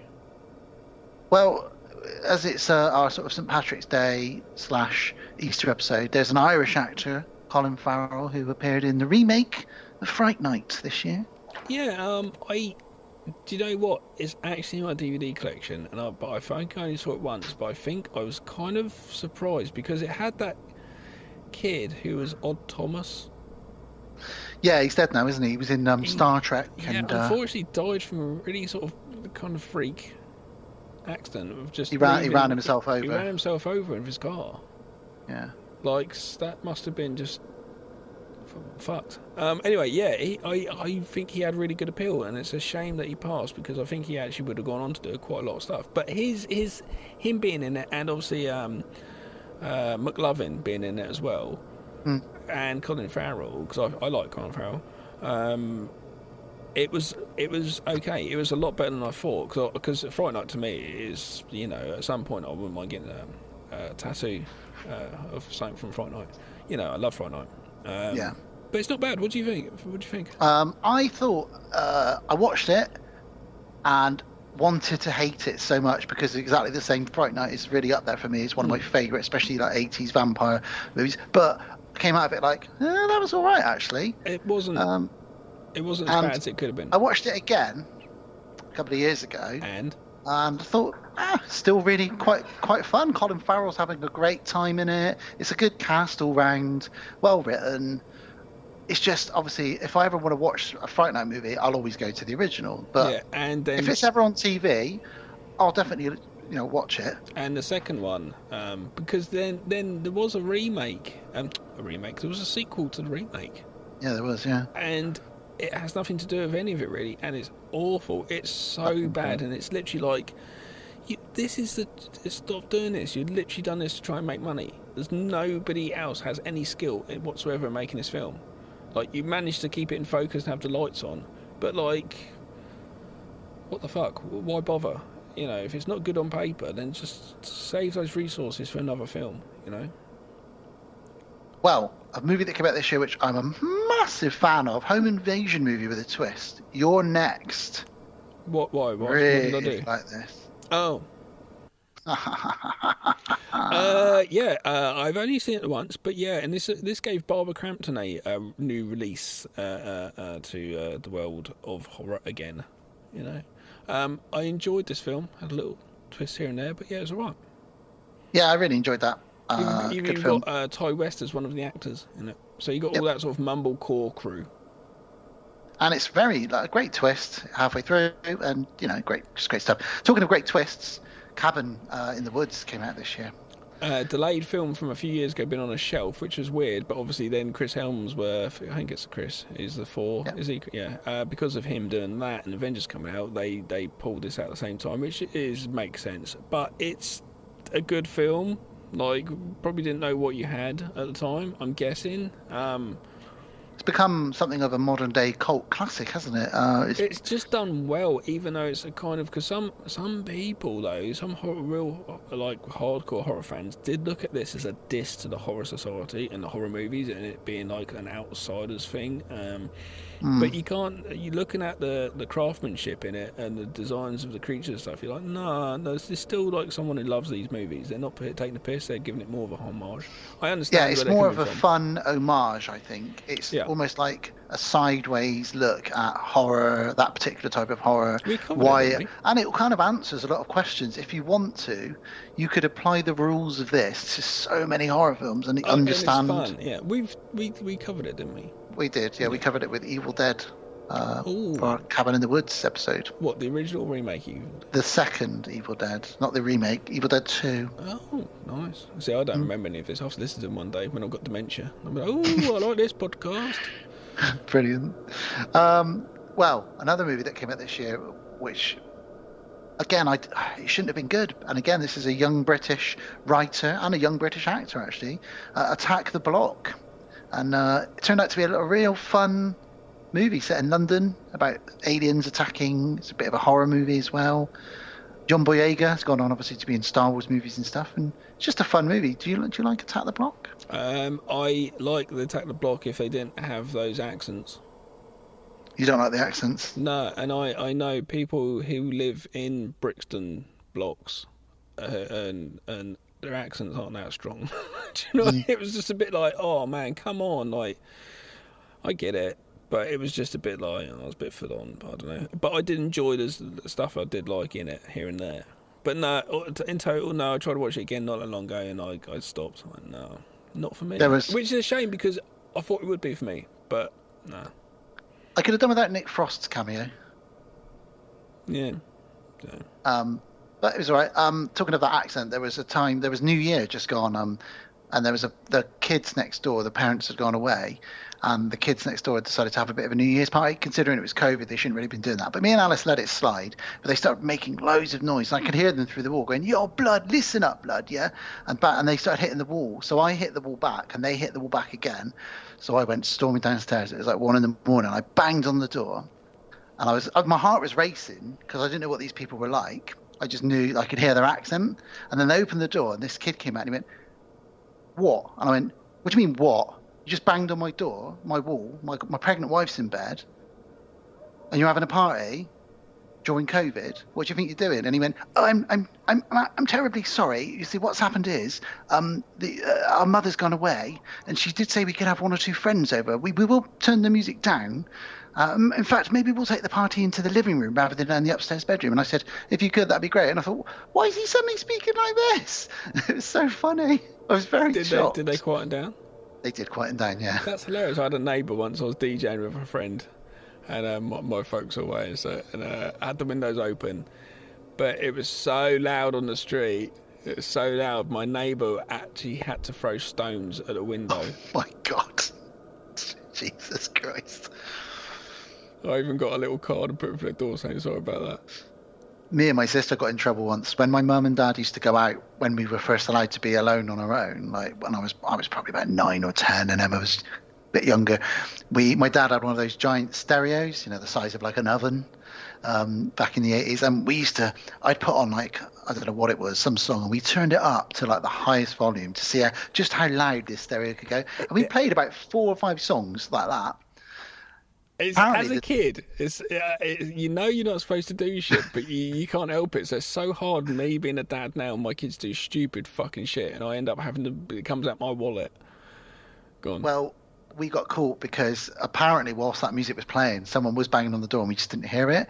And then my parents got back from wherever they were, and then there was a handwritten letter through the door saying, "Dear young music lovers, whilst we appreciate your eclectic choices of music," and they just basically read this letter, and my mum and dad were like, "Oh, can you just not do that again?" We're like, "Sorry." Yeah. Anyway, Scream 4 came out this year.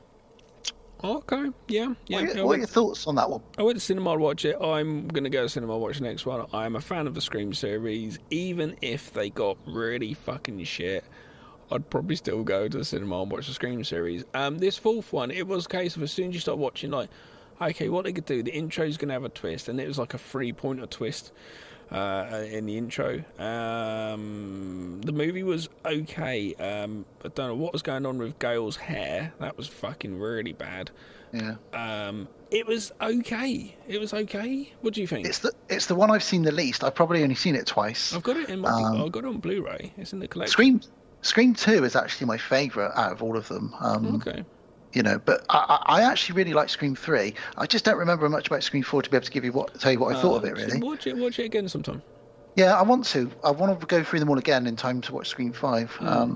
Because the first two especially are so fucking good, aren't they? If we can, maybe we can try and do a cinema trip, you and I, to Scream 5. Oh, you're making me excited. Be nice, wouldn't it? What else came out this year? Super 8, which is kind of a horror movie. It's more like The Goonies. Super 8's a good film. Really good film. It's kind of homage to Spielberg.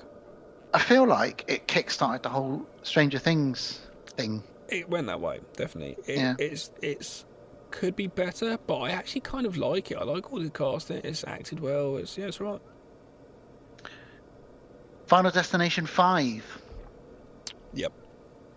Decent. Much better than the fourth one. I can't remember it, and Jay and I have just got that left to watch because we've been going through the series, but we haven't watched a movie together for ages. They just want to sit in their bedroom and do stuff on their iPad and talk to people on the other side of the world. I'm a teenager. And just stay in their bedroom all day long. That's all they do. They don't move. They don't eat because they don't move. They just stay in their room. Fucking teenagers. Kill List. I've got a tattoo from Kill List, so there you go. We covered it in our folk horror many years ago. Ben Wheatley. My favourite film of his. I'm not a massive Ben Wheatley fan, really, but I do really like Kill List. I do like Ben Wheatley. I like the fact what he's doing. I like the fact he is, I think he's going to still carry on making some really interesting movies. He's definitely one to watch. I will say that for sure. Always, I think. And I'm going to go watch that new one, in the Earth. Mm-hmm. I'm going to go check that out. Yeah. Good film. The other one I would mention that came out this year is The Human Centipede 2. I haven't seen it. It's black and white, isn't it? Apart from the shit. Yeah.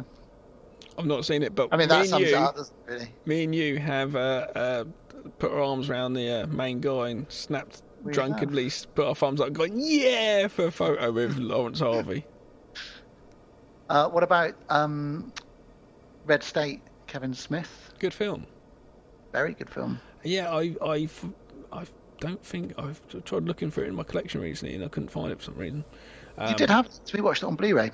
Yeah, Love Film, I think, sent it to us.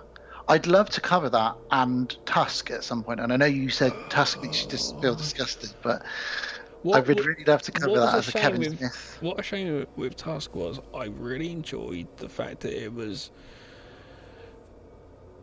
Justin Long as a podcaster, strangely with the kid from The Sixth Sense, which is a bit Who weird. looks weird now, doesn't he? Haley Joel Osment, bless him. He was a cute kid, ugly adult. Fucking hell. Yeah. I like the fact he's a podcaster and goes like on a mission to something. It just unfortunately goes too yucky for me. Don't like yucky too much. Sarah loves yucky. Sarah watches like the yuckiest stuff, and I'm like, nah, no yuck for me. Well, talking of yuck, so we've got quite a few good ones coming next year. These next two, one of them in particular, like a British film called Inbred, which was doing the rounds at the festivals around the time we were doing Shadow of Death at festivals. I watched it again recently, and I actually really enjoyed it. It wasn't as good as I remember, but it was still fun. A lot of good gore in it. Yeah, I didn't really like it the first time I watched it. I tried to watch it again recently, and I was just a bit like, no, I don't really like the kids in it. There's nobody appealing to me. Wrong Turn 4, set in the snow. I've not seen it. Yeah, you haven't seen that one? No. You'd like that one. It's all set in the snow. Yeah. You like the snow? Have you seen the new one? I've not seen that new one. No, the remake. What's the fucking point? It's like, I don't get the real point in doing a remake of a film that's less than 20 years old. It's a different movie. It's not Inbred. Oh, what? But it's in the canon of Wrong Turn, apparently. I don't understand because I haven't seen it. Yeah, I haven't seen it yet. The Woman. I'm a big fan of this one. Seen that? Yeah. It's a weird movie. It's not something I watched it, but it's not something I would definitely go to if I knew what it was about. I don't know. Some films I don't sit right with me, and that didn't. Yeah, it's got some weird rapey stuff in it. Comes from the person that really likes a Serbian film. What about Nicolas Cage? Escaping from hell in a car. Escaping from Cage. Nicolas Cage in a film called Drive Angry. With Amber Turd. Amber Turd, and he escapes from hell to rescue his daughter. I wonder if she pooped in the car seat. She pooped in the car, and he was like, "Oh, I've just cleaned the car, Amber." Oh, what are you doing? Amber. What about a film called Bunny Man, Gav? Does that ring any bells to you? Oh yeah. I applied for the job for composer. Well, I didn't get and it. then we said when it came out, we said, well, let's have a look at what it's like. We skipped through about 20 minutes of it and said, "Fucking hell, that looks terrible, doesn't it?" Yeah, I don't imagine people from the film are watching it, but sometimes not getting jobs for some things isn't always a bad thing. That's what I'm going to say. That's very true. Well, that's it. That's your lot, really. There's a couple of other things like Hostel Part 2 and whatever else. There's always going to be a few extra bits. But I think ultimately the takeaways from 2011 are definitely going to be Cabin in the Woods, The Thing prequel, and You're Next are my favourites. There's also Attack the Block, Scream 4, and a couple of other ones, Kill List and stuff like that. It's not Any bad. favourites for you? It's good, yeah. Well, yeah, Kill List. We're starting to really see, over the last couple of years, you start to really see that mumblecore group come up. So we know there's good stuff from all of those guys. Well, you got to think, like, if the mainstream, all you got in the mainstreams are all sequels and movies from series that are already established. Money's going into that. And the mumblecore thing was really good because it was just opening up a little bit of like the indie thing, but a little bit in the bigger wide market where it's been shown up with cinemas with the bigger movies and stuff. And I think that whole idea was just put onto, say, $1 million film, and then it ends up sounding a lot bigger than that it is, you know. Can you just hear like where I am? What is that? It sounds like Frankenstein's monster is coming up the castle I was going to stairs. try and apologise. Soon, listeners, I will be selling where I am and moving to a different place, and I'll have a nice quieter podcast out. And when I record at I thought you were going to servers- say. What? I thought you were going to say I will be selling the children soon. I'm going Don't to sell worry. the children. It's not, but that's not the children. That's neighbours. That's going to be a dude over the road with a big van, just putting loads of metal on it to go and sell. That's what that is. Scrap metal. It's a mush. Putting the scrap metal on his van. Oh, the 2011. mush. Hey, the mush. What's he do? Well, when we go back to 2021, we'll tell him, you shouldn't have done that back in the day. Yeah. Because you've ruined our time travelling. But there we go. Not a bad year. It's nice to see the years picking up. I believe the early 2000s was pretty shit. And as we've got to this point now. So we'll be back next year, 2012. A film came out that year called The Shadow of Death. You might talk about that. That's funny, isn't it? So I love the fact that everyone had a little insight into my surroundings then. Just fucking noise and shit, but yeah, I'll be moving soon, so yeah. Anyway, should we get into your little shoot and up away into the dark hemisphere of your areas? Let's get into some xenomorph slimy alien activity. Yeah, let's do it. Dick and a dick. What? Dick and a dick. Oh right, I thought you said licking. Right, let's get out of here.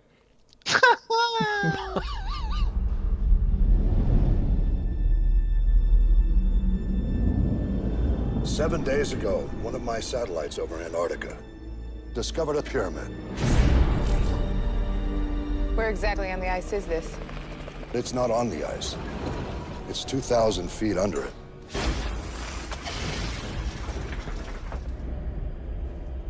Let's make history. Oh my God. Whoever built this pyramid believed in ritual sacrifice. Did you hear that?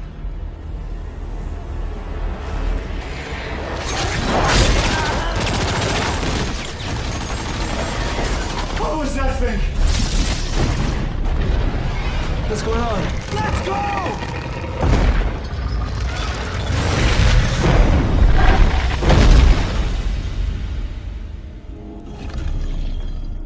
What did you say this room was called? Sacrificial chamber.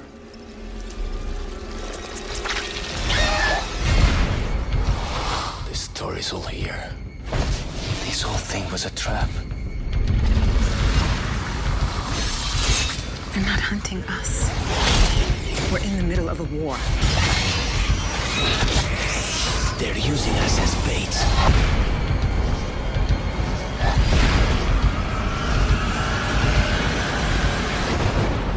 You're ugly!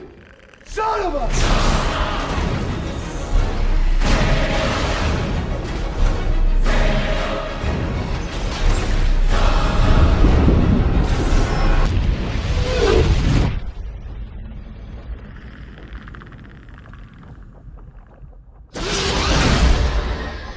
Alien vs Predator from 2004.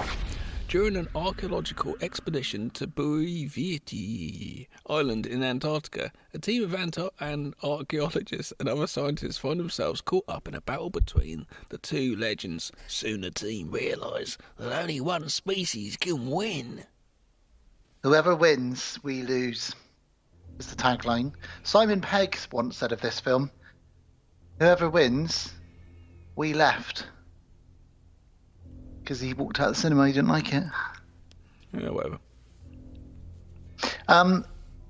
Well, I've always liked this film. It's been in my collection since it came out on DVD, and still really enjoy it to this day. Who's Simon Pegg anyway? Is he Judge Judy and Executioner? Is he? He's not Judge Judy and Executioner. He's my dad. Yeah, I don't know. This obviously came from the fact that it was a comic book series. They asked Schwarzenegger if he wanted to be in it. It's like your Ash versus Freddy versus Leatherface comic or whatever's going on. There's loads of these different things, pairings, and I remember how excited I was for the whole Leatherface and Freddy. Is that right? No, Freddy and Jason. Mm-hmm. Freddy and Jason. Oh yeah, Freddy versus Jason. Yeah, sorry. This in your head though, you feel like they all match up, and like you can. I've got Mortal Kombat for PlayStation 4, and you can be Leatherface versus an alien and stuff. You know, John Rambo's in that as well. Or Alien versus Predator. Yeah, so it's funny, but all these things have always been very exciting. So when that day came, Monday morning, I was straight in the cinema to watch. For fuck's sake. Jason versus Freddy, and I was just like, yeah, fucking wearing for it. And in this movie as well, not to the same degree, probably at a different point in life, but no, it's probably around the same sort of time. I still had a lot of fun with it though in the cinema. But I didn't see it. I don't think I saw it in the cinema, but I must have done. But at the same time though, well up for seeing an Alien versus Predator. They're both from space. They're both iconic creatures, monsters, which we all know. You know. Yeah, and it's based on a bit of a video game as well, where you could be marine. In the video game, you could be a marine, a predator, or an alien. So that was quite cool. And a comic book, like you said. And Paul W.S. Anderson just pitched that he's the director. He's Mia Yakovich's husband in real life. He pitched this, walked in there and said, look, it's going to be ancient Aztec civilizations, predators, aliens, archaeologists, snow. Lance Henriksen's interested, and they just said, here's the budget, go do it. He sold it to them in minutes. And it's a fun, you summed it up to me the other night when we messaged, it's a fun popcorn flick. It's definitely a fun popcorn flick, but it does not have a lot of nods to the originals, or the start of the other franchises. And in fact, it was hinted at in Predator 2, wasn't it? At the end, you saw a xenomorph skull in the Predator ship. So why not make this film? Just get stuck in. No, it was accidental foreshadowing, really. Of course. I was confused. I watched it with Sarah and I'm like, what's, help me out here, what's going on? Is this actually in some sort of universe to one of the films? Because we've obviously got Lance Henriksen, who's Bishop. And you've got the whole Wayland thing going on here. So it's very much an alien thing. This comes before any other alien movie. So it's an alien film and Predator's just basically the guest. No, it's both of them are Alien versus Predator, or Alien and Predator. I guess this is saying they take place in the same universe. Worlds together, because we're going to spoil it as we are. So this whole pyramid thing that they find is just going to jump straight in here. This is been set up by the Predators to make eggs to aliens, so they can come and hunt them. Yes, and they keep getting humans in there to be their. So Predators, there is that theory that aliens created the pyramids. So these aliens in this are the Predators who've been visiting Earth. Right. And it says every 100 years they visit Earth. They expect a sacrifice, and those sacrifices are used to create aliens, so they can use the xenomorph as a biological weapon, but also to hunt and to train their young predator youth. And again, this is a prequel to all of the other Alien movies, because apart from maybe Prometheus, because you see that bit at the beginning of Prometheus where it's set millions of years ago and they're like the gods, the engineers, but this is set before all of the other Alien movies because they all take place in the future, whereas this takes place in the present day. In 2004, in fact, it takes place, because they mentioned the year quite a few times. And then I guess the Predator stuff, that's just going on at the same time. So 20 years ago there would have been Dutch running around in the jungle, and 10 years ago you would have had a weird incident in LA where Danny Glover had to deal with an alien running around. So they're both parallel. Yeah, I reckon. So they were. It works as, and even in the apparently in one of the Predator movies after this, either the Predator or Predators, the Predator. The Predator, is that someone that goes along and just prods people? The Predator. Apparently, in one of those other movies, you get to see the spear that the main Predator gives to our hero Lex towards the end of the film as a tribute. So they do tie them all together. It's up to you what you want from it. What I wanted from this at the most was just a really good smackdown between two cool sci-fi monsters. I got that, but also I was blown away by the fact they wrote a really good story around it, and something that piqued my interest, as I've mentioned this on the show before. I do really love that whole theory about aliens creating the pyramids, and this really plays into that, so they got me. Okay. Yeah, you sold that to me there. Yeah, I enjoy this film. Like I say, a bit of a popcorn film. It's in my collection, and I will watch it again. It's not something I'm going to go for straight away, but I will watch it again. I do like the whole Alien vs Predator. Did tell you that I had that one issue with it where the geography, once inside the pyramid, after a certain bit, when people get separated into groups, it all does become a little bit confusing, to the point where I'm a little bit like, I'm not really sure which one's where and who's where. But that's the point, isn't it? Because it shifts around like a video game. Yeah, like Cube.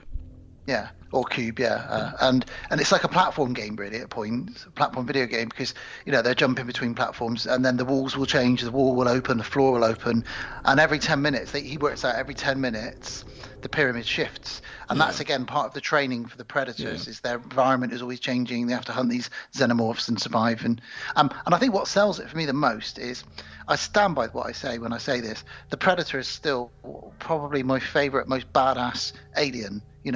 He is, or she, or it, or they, or it are just so badass with their dreads, and they wear a badass mask, but underneath they've got that weird mandible face, and then they've got all these high-tech weapons. They're so amazing at hunting and tricking and trapping people. Do you know what I mean? And I just always love them, and they sell it for me because especially the main Predator, lives through to the end pretty much.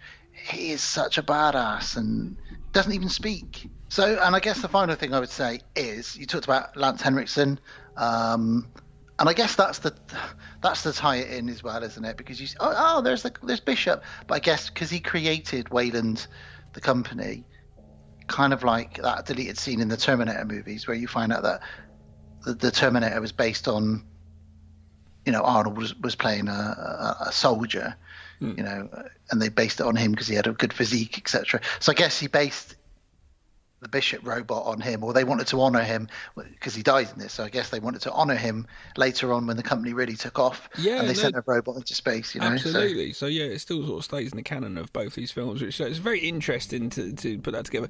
And like I say, the whole geography bit when it moves out, I do find that a little bit at times a bit like, I don't know, my interest level just for a little bit sort of went down a bit. Fair enough. For whatever reason, mate, that could just be me. You know what I'm like. It's got a great cast in this. For the most part, you've got Sanaa Lathan, who plays Alexa, who I've got a bit of a crush on, actually. She's our main girl, Lex. She's our final girl, if you will.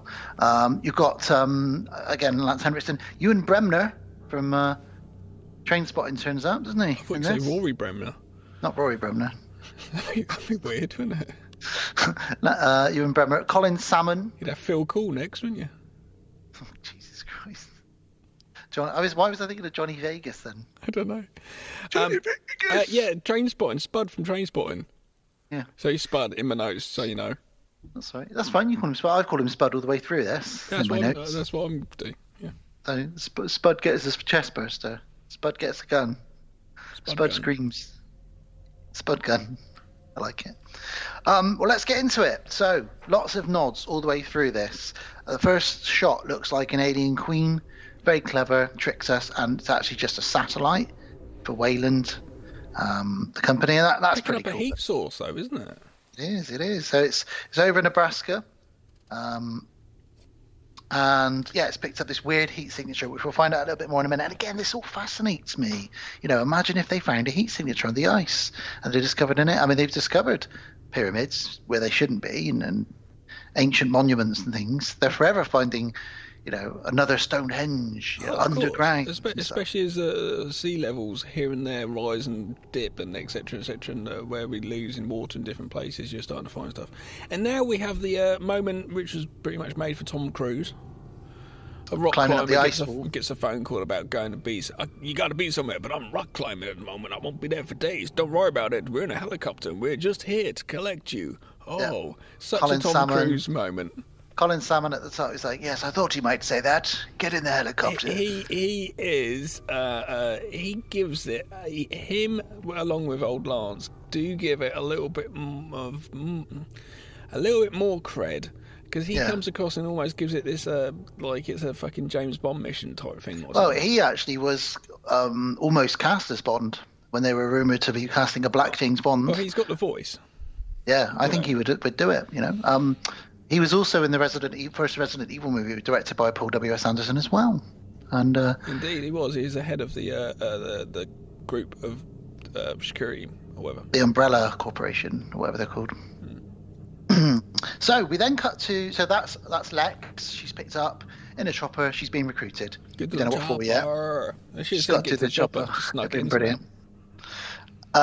We then cut to Mexico, and we meet Sebastian, who's one of our other main cast, and he is searching for some ancient monument, some artifact, and he digs into a tunnel. It's a little bit like the beginning of The Exorcist, this. Or Jurassic Park, or an Indiana Jones film. Yeah. What does he find there, Gav? What does he find? A Pepsi bottle cap. So that means it's not that new, is it? No, it's not that new. So he then meets the same man. Not that old. Says, that's what I mean. Old, not new. It's not that old. Yeah, okay, I know what you mean. He says he meets the same man who says, I need you. You're coming with me. We then get to meet a few more of the team. So we're on a chopper, going over the Antarctic. And Lex, the girl from the beginning, is on this chopper, and she gets to meet Ewan Bremner, who weirdly is taking a picture of her while she's asleep. A bit strange. Why is Spud doing that? I don't know, actually. He says, oh, sorry, I'm just I'm taking photos for my children. And why are you taking photos of a sleeping woman for your children? That's a bit creepy. She says, he says, can you take one of me? So she takes quite a nice candid one of him, looking away. He goes, oh, thank you. And then the guy on the radio says, we're just going past the PNR. And he says, oh, I'll get a picture of that. No, the PNT. He says, I'll get a picture of that. And she says, no, you won't. That means point of no return, PNR. And he says, what does that mean? And she says, well, what it means is we can't turn back now. We haven't got enough fuel to turn back. So we have to keep going till we get to this place that we're going to meet these people on this boat. So he then realizes, like, actually, this is quite dangerous, actually. And he's just a little nerdy scientist who's been brought in just to study rock samples. Yeah. You always get one of these in a group of people, don't they? You always get one guy that's brought in who's a bit like, oh. Yeah. You had it in, Spud is a character. He's not like he's going to do too well stuck somewhere. He just doesn't seem like, a bit of a weaker character as such. But we need all these sort of different characters because she's got quite a strong character in herself. She's got the knowledge and wisdom. And she even says to him later on, like, right, come on, let's get out of it. And they're like, no, we're going to stay. And she's like, don't defy. I know, I'm the expert. And it's always the thing. Don't listen to the experts. And it all goes fucking wrong. Don't take this. Don't take stuff. No, I'll go and take it.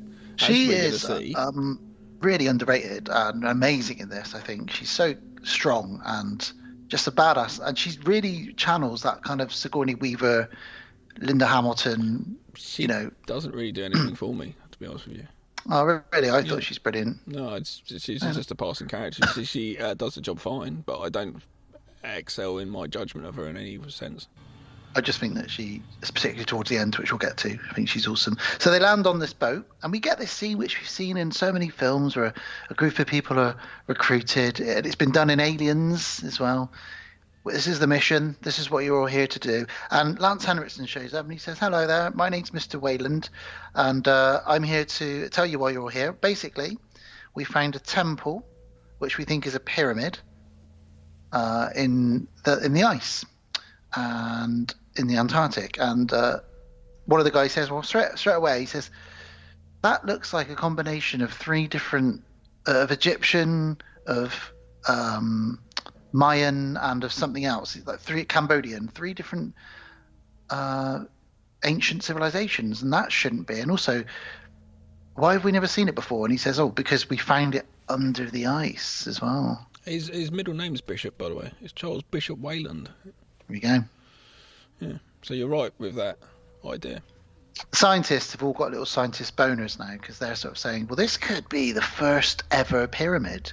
This could give us clues about the first ever civilization. It might have big boners. Yeah. It's 2,000 feet below the ice. That's why Lex is here, because she's the expert on ice and survival, and she's going to lead us all. Well, we want her to lead us all. She refuses. She says, absolutely fucking not. They're all amateurs. You're great at being scientists and rocks and everything. She knows it's a rush job. It's literally... It's that thing ultimately of like I was saying earlier about space exploration and trying to be the first to do it. It's ultimately this again, and it's people just taking risks to make sure that they are the first to claim it, either for fame or fortune or a museum like Indy. And there's two reasons why it's a rush job. One of them is, spoiler alert, Lance Henriksen knows that he's dying, and this is going to be his legacy. He knows he hasn't got long. We find that out properly later. when the Predator X-rays him. But the other reason is he does say, it's not going to be long till another big budget organization like us spots this heat signature and starts trying to find it as well. And I want to claim it. I want claim to this. It's my legacy. So there is a reason why, but she quite rightly says absolutely not going to do this. She even tries to get the other guys trying to sort of convince her. Come on, you're the one. You've got to do this. Come on. So in the end, she agrees. All right, I'll fucking do it. Now, while that's going on, well, she doesn't want to, but it's a case of she's looking at them. They're going, so you're not going to come with us, some of her guys. And it's like, well, no. And she's just like, you guys shouldn't do this. And then she's just like, oh, fuck's sake. I'm going to have to go because they can't do it. Yeah. For their safety. It's such an unfair situation to be put in. It really is. It's your morals over your sensibilities. Because they're going to bring in the second best in the world after her. And she's like, okay, but... And while that conversation's happening, we do get a little shot of a spaceship. It's the Predator ship, and it's closing on the Earth, and it blasts that laser beam down. There we go. Do the laser beam sound. Oh, I love that. There we go. So it blasts a massive laser beam down, which creates this gigantic tunnel straight through down into the pyramid, which they don't discover until the morning, but that blows their minds when they discover that. That's kind of cool, that tunnel. Yeah, it's really cool. They're like, where the fuck's this come from? It's laser cut to precision. It's huge, and it seems to straight down. Yeah, straight through all the buildings. Again, if this without any sound being made, and they wake up and they just find that this has been made, I don't know. You should go down it. I wouldn't. Me and you are sensible. We wouldn't be in the fucking ice anyway. You'd be hanging on to me. I'm going, no, like in that graveyard that time. So Lex decides to lead the team, and we get a preparation montage of them loading up all the equipment and everything, and that's good. Loads of big equipment, and there's a great moment, bearing in mind that what the Predators are, what we know they are, where Sebastian, the sexy Italian gentleman, says to Lex, he says to her, "Look at that moon. You know what they call this moon?" And he says something in Italian. She says, "What does that mean?" He says, "It means the hunter's moon." And it's really cool that, like, that's the hunter's moon. Because it ties into the fact that every 100 years the Predators come back to our Earth. So they last came to Earth in 1904. And now it's 2004. So maybe that moon comes up every 100 years. But it's just really cool. And there's little things like this which really add to this film for me. Make it slight cut above the rest. They didn't need to do that. It's quite clever writing. It's nice. They arrive at the dig site, which is an old abandoned whaling station, Gav. It is. Which is cool. Yeah. Everybody there disappeared in 1904. Nobody knew why. They just all vanished. All that's left is giant whale bones and whale rib cages everywhere. So what, the whole village went down to the pyramids? Well, I think either that or the xenomorph or the Predators came up. Yeah. But it was 100 years ago, and that was, it ties in with our Predators visiting. So they start drilling. Let's get this drill down. And they're talking about why everyone had disappeared. Everyone starts looking around and preparing the equipment. And while they're looking around, Spud gets scared by a penguin. He's not going to do well, is he? He's not going to do well, Wait till he sees those motherfuckers, those ugly motherfuckers. Wait till he sees, as they call them. They call them the serpents because they don't know what they are, the alien. Wait till he sees those. I don't know what that noise was. No, that's a new noise. None of them. That's none of them. That was E.T.'s cum noise. Oh, don't watch E.T. porn, people. Don't watch E.T. porn. Ouch. Yes, so they find this tunnel and they're like, where the fuck did this tunnel come from? This wasn't here last night. And again, Gav, that's a warning sign, isn't it? Well, if that tunnel wasn't there last night... You know it. Don't go down it. But they're like, it's cool. It seems to go straight down to where we need to be. Let's just get our, cables and our little trolleys on the cables and all go down there. All right, then. They all climb down. But, between all of them, they must have to have a conversation at one point. It was in really detailed conversations. How did this hole appear? How's it cut? How's it made? Really, study it before you just jump down that fucking hole. Don't just jump down holes. Again, while they're doing all this, we cut back quickly and we see the Predator getting tooled up. And in fact, there's 3 of them.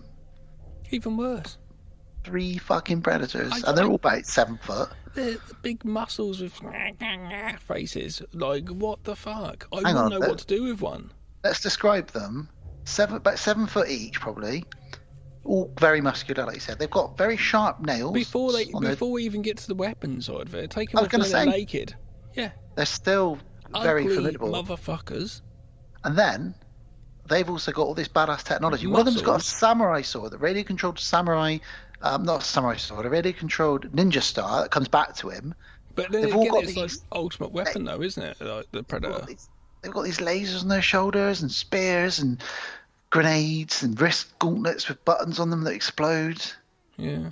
And they sport badass dreadlocks. Do not fuck with these guys. And you know that the ultimate test of how badass they are is they're all barefoot.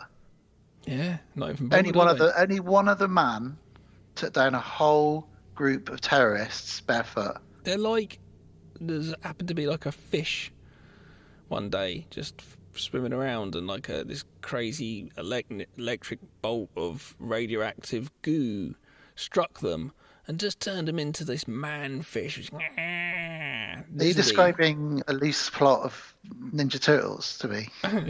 Essentially, yeah. Okay. You know, terrifying. Yeah. Teenage Mutant Ninja Predators. Oh my god, Teenage Predators. That's probably even worse. Teenagers are terrible. Don't say Teenage Predator, because that sounds like To Catch a Predator, doesn't it? Jesus you can tell Christ. I've got a teenage kid. That's twice I've said teenagers are terrible in this show already. Well, 3 Predators, that's what's going on. Now, Lex says to Wayland, you can't fool me. I can hear your cough. I can hear your chest rattling. You can't go. Stay here. No, I'm healthy. He's like, I'll be fine. I can go, no worries. You sound a bit like Donald Pleasance, though. Aliens! I've got to see the Predators. I don't care about aliens. She says, no, come on. And he says to her, look, don't tell the others I'm dying. It's my legacy. I've got to do this shit. She's like, well. Then he goes and falls over, like slips down that whole bit. Fucking idiot. I like that bit. It looks like she's going to axe him in the head. Gets his hood. Well, as they all climb down, a few guys are left at the top of the tunnel, and an ice storm conveniently hits just as the Predator ship comes down, and a pod lands, and the Predator pops out of it. Yeah, because the guys up top still. Just it's almost like a fucking comical stand-up comical, or like a slapstick or something. The guy looks to the right as a spaceship goes over from the right to the left above his head. It's like, oh my god, that's awful. That's really cheap. You didn't need to do that. That's fine, though. Just have the spaceship come down. That's all you had to do. Yeah, so he's up there. You know that's an executive note saying, so how do we know that they don't know that the spaceship's come down yet? So who gives a fuck? Just let the spaceships just land. Who cares? Well, the director would have probably said, because everybody knows that the Predators have a cloaking. Because there's no spaceship coming down. It doesn't. It's not. It's they not cloak relevant. they make their spaceship invisible, and they're like, no, I think the audience needs to. That's an executive note. Yeah, definitely. Stupid. Yeah. Yes, so they get to the pyramid. So meanwhile, the guys have reached the bottom of the tunnel, and they find this pyramid. It's fucking huge. It's under the ground, under the ice, and they head up the steps. And as they head up the steps, we see sort of hieroglyphs and carvings of what looks to be xenomorphs. And that is creepy to us as an audience. And excitingly for them, like they think no one's stepped up them steps for many, many years. So like this is it's quite interesting for us. We don't know what it is. We, as the audience members, we already know more than the cast. We know that there's aliens and there's predators. We know what's going to happen. They don't know this yet. So it's kind of interesting for us. So for us, the mystery element really is what is in these pyramids and what's going on with them. There's some really great ties between scenes in this. So I really like this next bit where they're sort of looking at the pyramid and the size of it, and they see some sculptures of face huggers. And then the camera leaves them and goes to this egg chamber, but it's a 3D image, and it's actually one of the predators has got a 3D map hologram on his wrist of the egg chamber. I want an egg chamber. Fucking hell. I'm never going in your egg chamber. I want to sit in an egg chamber. And this egg chamber shows, or the sacrificial chamber as they call it, that shows all these beds in there. And then it cuts to then the actual one as they discover it. And it's really cool that they've done that. However, the Predator also activates something in the pyramid. He activates the "let's turn on the Queen" button. Yeah. Because in the basement of this pyramid, Gav, if you call it a basement, is a gigantic, probably bigger than the T-Rex from Jurassic Park, fucking Queen alien, who's frozen solid. So the Predator, with a flick of a button, a little bit of electricity runs through her just to wake her up, because she's been there for 100 years waiting. And she starts laying some eggs out of her big old fallopian tube, doesn't she? I hate it when I see that in Aliens. Just that whole... and that tube just going along, dropping out the eggs, slimy eggs. It's always, that wouldn't be like my egg chamber. My egg chamber would be nice with no slime. Would it be like a Easter egg chamber, like chocolate eggs in there? I think it'd be a big white plastic thing. What would you do in your egg chamber? Listen to music. Could I come and sit in your egg chamber with you? No, because it's only for one person. Oh, fucking rude. I've got two of them, though. Well, I want to be in yours. You can't be in mine. There's only one person can go in it. Okay. You have to sit on my lap, and it's just weird. So the Queen's defrosted. Okay? She's defrosted. She wakes up. She lays the eggs. The guys try and read the hieroglyphics, and they try and determine that only the one of them says, I think it says only the chosen may enter. And he says, no, what it actually says is you can choose to enter, so you can be a sacrifice. So he basically is figuring out, and it is a dialect that's half, like a bit Cambodian, a bit Egyptian, and a bit Mayan. So it is definitely a mix of all these cultures. So this is an incredible find. This is going to change what we know about the history of mankind for these guys. This is amazing. Get our first Predator kill. Guy goes into a shed back up at the top of the tunnel. Thinks he hears a noise. Yeah. Suddenly stabbed. Don't know what he's stabbed by. And then uncloaking behind him, Predator just becomes visible. And there's just, again, something about these bad boys that looks so cool, man. He freaks out with his gun and that, and he's stabbed, but he doesn't realise he's pinned against the shed. And then all of a sudden, the invisibility comes off the spear, slowly rolling back to reveal the whole Predator holding it. And it's kind of cool that he's looking down at. He doesn't know why he stabbed because it's invisible. Well, just before he turns visible as well, we get that classic infrared POV from the original Predator. Where you can just see their heat signature of the person that it's looking at. It's just so good. And these guys are even bigger than the Predator that Arnie fought. They're all a good 7. They're massive, muscular blokes. Fucking scary, man. Don't even think about the weapons. No. There's 3 of them. 3 of them. Yeah. Meanwhile, back in the pyramid, the team, they come across the sacrificial chamber, and there's bones everywhere in all the walls. And one of them says, what a strange way to sacrifice people. Look, they've all got holes in their chest cavities. I wonder how they killed them. And somebody says, if you look closely, you can see that the bones are actually sticking out. So something actually, like something broke out of these people, these mummified remains. What could it be? What could have burst out of their chest? And again, we already know.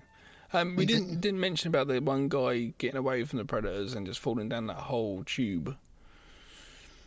That's right. Well, that comes up now. He gets away. He falls down, just about survives. The Predators come to the bottom of the tunnel. Two of them just they completely ignore him, 2 of them, and he thinks, I might have got away here. And then the last one just goes, poof. Yeah. No mercy. No mercy from the Predators. Yeah, they kill the guy. The humans discover what is some kind of ancient calendar, and they realise that it's a 100-year calendar, and it's set for 1904. And he says, let's change it to 2004. So they move a few blocks around. Why? I don't know, Gav. Why would you even do? It's like doing graffiti on it then, isn't it? I know what we can do. Let's change the date to today. Yeah, why? Why do you not want to keep it when the last date was on there to register that and leave it? Why would you want to change the date? It's not a fucking calendar for now, is it? Let's change it again. Has anybody got a time? 11:59. This is a bad move, because what this does is it fully activates the pyramid, which, as we mentioned earlier, is basically a training building for the predators to learn and, hunt. And they hunt the dangerous xenomorphs because they're one of the most dangerous creatures on the planet. So they've just turned on this fucking giant booby trap that they're all inside of. Good luck, guys. Do you reckon there's actually any boobies which are like traps? Well, there was in the last film, in Leprechaun 2. That was a real booby trap, wasn't it? That was a booby trap. That's brilliant. Oh, he should have said something like that. Oh, that was a booby trap. Yeah, you almost caught me in a booby trap. Yeah. See you later. Brilliant. So yeah, we see the predators enter the pyramid. They sort of jog in slow motion like badasses. Meanwhile, Lex says, "Look, everybody, we've had enough excitement for today. I think we should all go back to the camp for the night. We can carry on doing this tomorrow." And one of the guys says, "Oh, look at this." And Waden's coughing away as well, by the way. In the whole time, coughing away like he shouldn't be there. One of the guys discovers a box with guns in it, ancient guns that are actually the predators' lasers. And actually, it would have been the first thing for the predators to do. Normally, they would come into the pyramid and they would pick up their gun or their weapon of choice, and that was how they would, So, but these guys have done it. Almost like a game, like a ritual type thing. Totally. So yeah, why have they picked up the fucking guns? Like you said, Gav, they've mucked around the calendar. Fucking idiots. Picked the guns. And yeah, the door's shut with moving those guns because that activates the game. Game on. And the eggs are released at this point as well, all in time. Yeah. So they're basically stuck in there, and it's only good if you're stuck in there if you're the fucking predator. Otherwise, it sucks. So I think this is the point where some of them get separated and a couple of them get left in the sacrificial chamber. And this is where the eggs come up from the tables. Yeah. And we get our first facehugger attack. We know what we get with facehuggers. They look like little vaginas with legs and tails, and they kind of touch themselves to your face. And they lay a lovely little egg down your gullet. Sounds better the way you say it to how it is. Little vaginas with legs. And then long. Hello. Why would they speak? I don't know. I'm a vagina. Oh, God. I'm a running vagina. Oh, Jesus. God. Right, well, they work out that the pyramid is firing up, it's turning on, it's preparing for something. And basically, we cut back to the aftermath of the facehuggers. One of the girls wakes up. We hear that terrible cracking sound, don't we? Yeah. Of her ribs. Yeah. And then it just bursts out of her. It does sound so painful. The humans get locked and loaded. Why have you got guns? They said earlier on, just like they did to Vasquez in Aliens. She's like, just in case we need it. It's like a condom. I'd rather have it and not need it than need it and not have it. Yeah. And that's just, I don't know why you're taking a gun into an ancient pyramid, but fair enough. Fucking glad they did now, isn't she? It's going to come in handy. Yeah, definitely. But the pyramid keeps moving, and we do find out later on that it's every 10 minutes the walls and the floors and the ceiling shift, and that's designed to confuse the predators while they're training. But what it does here is it separates all of our heroes from each other into smaller and smaller groups. Which is not good. It's just not good. It's bad enough just on the spaceship when they're looking for the predators and they're in the little tower thing above them. This is like, they can come at you left, right, centre, up, down, Up, down, left, right, up, fire. That's your cheat code. A, B, X. One of them says, we're like rats in a maze here, which is exactly what they're like. One of the guys doubles back on himself, and he finds one of the handguns from somebody earlier covered in a strange jizzy slime. Ugh, is that Spud? Oh no, it's the other guy. It's the guy who was with Spud. Yeah, that's right. He's a Scottish guy with a big scar on his face from where he got glassed in real life. And he shows up in loads of movies. He's just a badass guy. Oh, I didn't realise. Yeah, I've seen him in lots of stuff. He's always got a big scar. I thought the scar was for the film. He was glassed at a pub, and I believe it was in Glasgow, actually, or somewhere in Scotland. And he's a Scottish lad. But yeah, he's pretty cool. He shows up. You'll notice him now. Now you think of him, and you'll see him in loads of movies with that scar. He's always showing up. Yeah. Scarface. Yeah, rats in a maze, slimy, jizzy gun. And we get our first xenomorph shows up.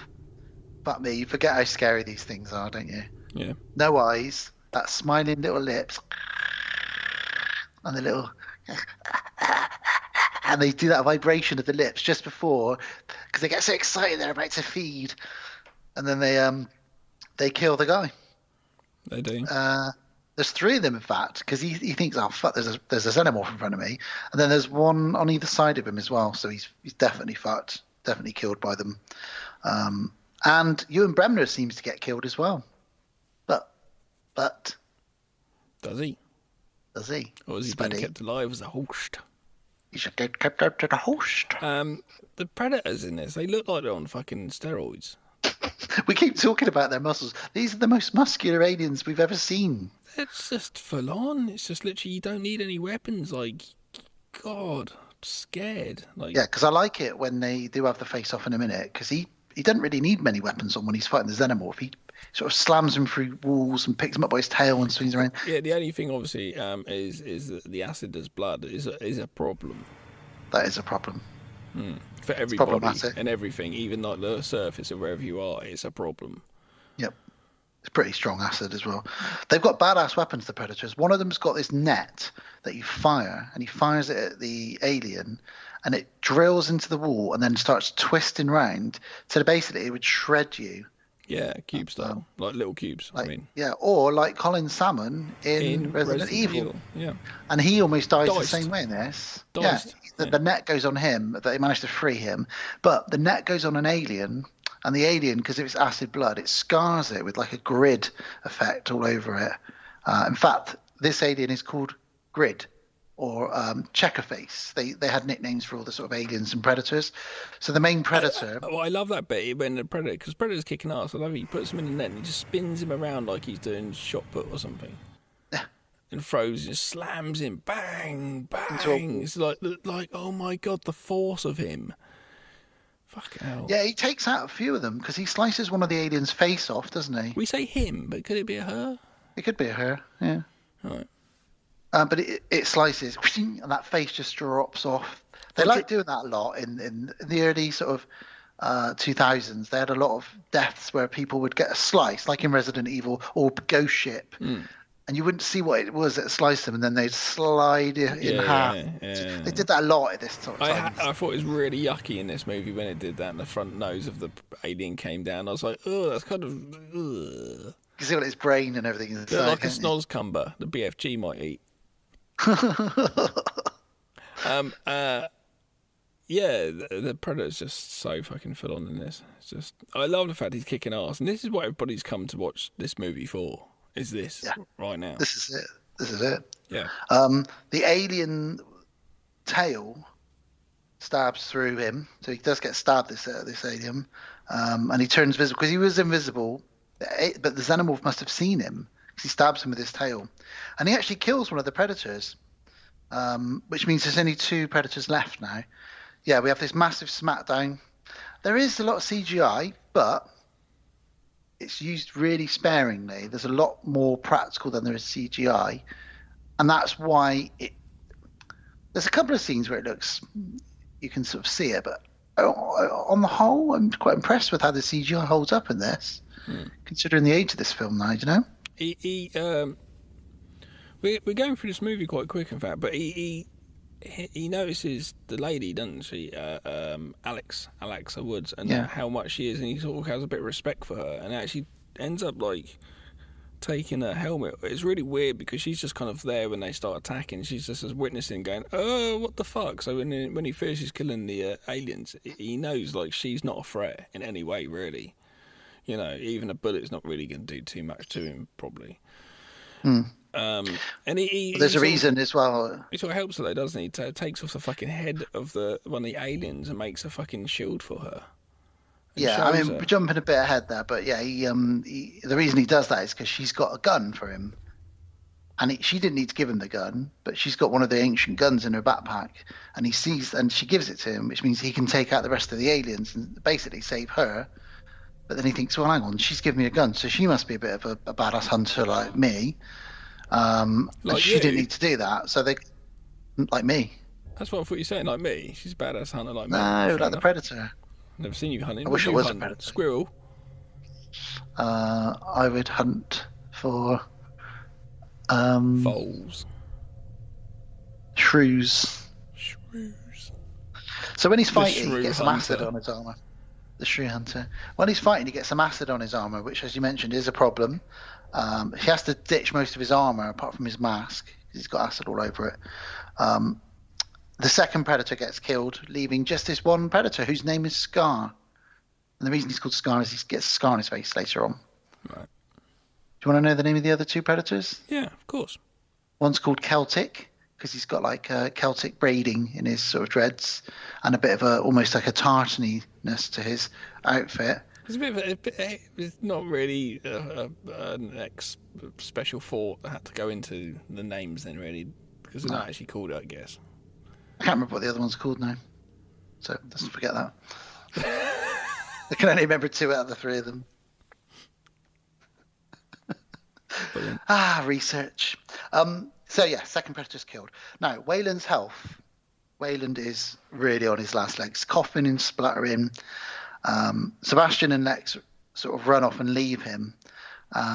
And he is basically, he tries to sort of talk to the predator and sort of, obviously this is, an alien, this is incredible, but the predator scans him and just sees that he's riddled with cancer.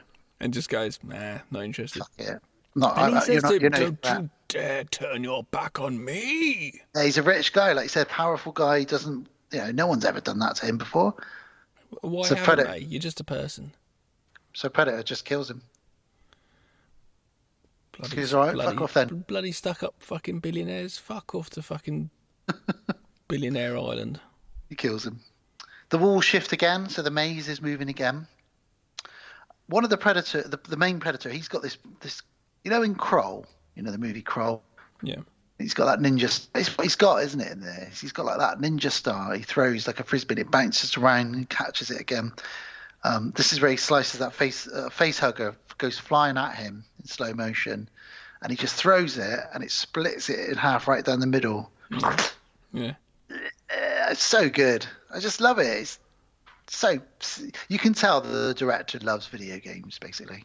There's a bit where there's a guy trying to run. It's the Sebastian. He's trying to get through a tight gap, and it's shutting in on him. Yeah. That is really, really intense, that bit.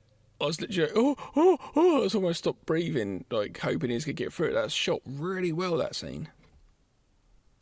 Yeah, there's a bit in The Descent where she gets stuck in the tunnel as it starts collapsing. Yeah. It was done really well, and he gets through. I was just like, fucking hell. It's like, Jesus. I'm not super claustrophobic, but that being in a space that small would definitely freak me out, I think. Yeah. Yeah, I agree. That's really stressful. So the Predator, having killed that another xenomorph, our remaining final Predator, takes its mask off. Yeah, marks it, doesn't he? Yeah, and he marks himself. Like, he bloodies himself like they do when they go on the hunt in fucking fox hunting like they used to, or in the tribes all around the world, First kill, you get bloodied. So he uses an alien or a facehugger finger and sort of burns himself. Gives himself a finger, kind of. That's what he does. His face. Brilliant. Yes. Does she see his face at this point? Can't remember if she does. Not sure. We do have a face hugger jump in, though. Yes, because he's now vulnerable. He hasn't got his mask on, and old fake hugger comes in, and that's kind of all we see really. Fake hugger. What you said? A fake hugger. Fake news. Fake hugger. I'm going to give you a hug, then. Punched you with my belly. The worst fake hug would be, here's a hug, knee to the bollocks. Yeah. Or knee to the bollocks and a headbutt at the same time. Oh, fucking hell. With a punch in the gut. Triple bonus. Triple bonus. So yeah, what this means is he is actually going to end up getting a face hugger in him, a chest burster in him, because he was vulnerable. He took his mask off to bloody his face and put the scar on himself. But this meant he lowered his guard. And we don't see this happen, but it's implied because the face hugger moves away and he comes to later on like, oh, what just happened? I'll put my mask back on now. But we know from the very final scene that this is definitely the case. Yeah. But speaking of which, bridging over to Spud. Spud wakes up. Oh, hello, Spud. What are you doing in the slimy wall? Yeah. Yeah, he's in like a nest area, isn't he? Now we've seen this before in other alien movies where they bring some bodies back to like an area that they've covered in slime, and they store you because you're going to become a host. So when the eggs open up, you're going to get a lovely little egg, a lovely little alien pop out of you. Yep. And Spud's sort of trying to get this gun out. It's very comical. Well, he shoots one of them, but then he looks up and sees there's tons and tons more eggs opening up. So then we cut away and we can hear bang, bang, bang and nothing. So we know what happened. Yeah, we get the backstory now. So Sebastian says, so what it seems to be is that every 100 years, these guys come back, and it looks like they taught us as a civilization how to build, and we saw them as gods. These predators. The only thing was every 100 years we'd have to sacrifice a dozen or so people to these serpents, which are the alien. And you see like this flashback of the ancient sort of ancient people worshipping these big predators with ships flying around. It's really cool. I love all that kind of stuff.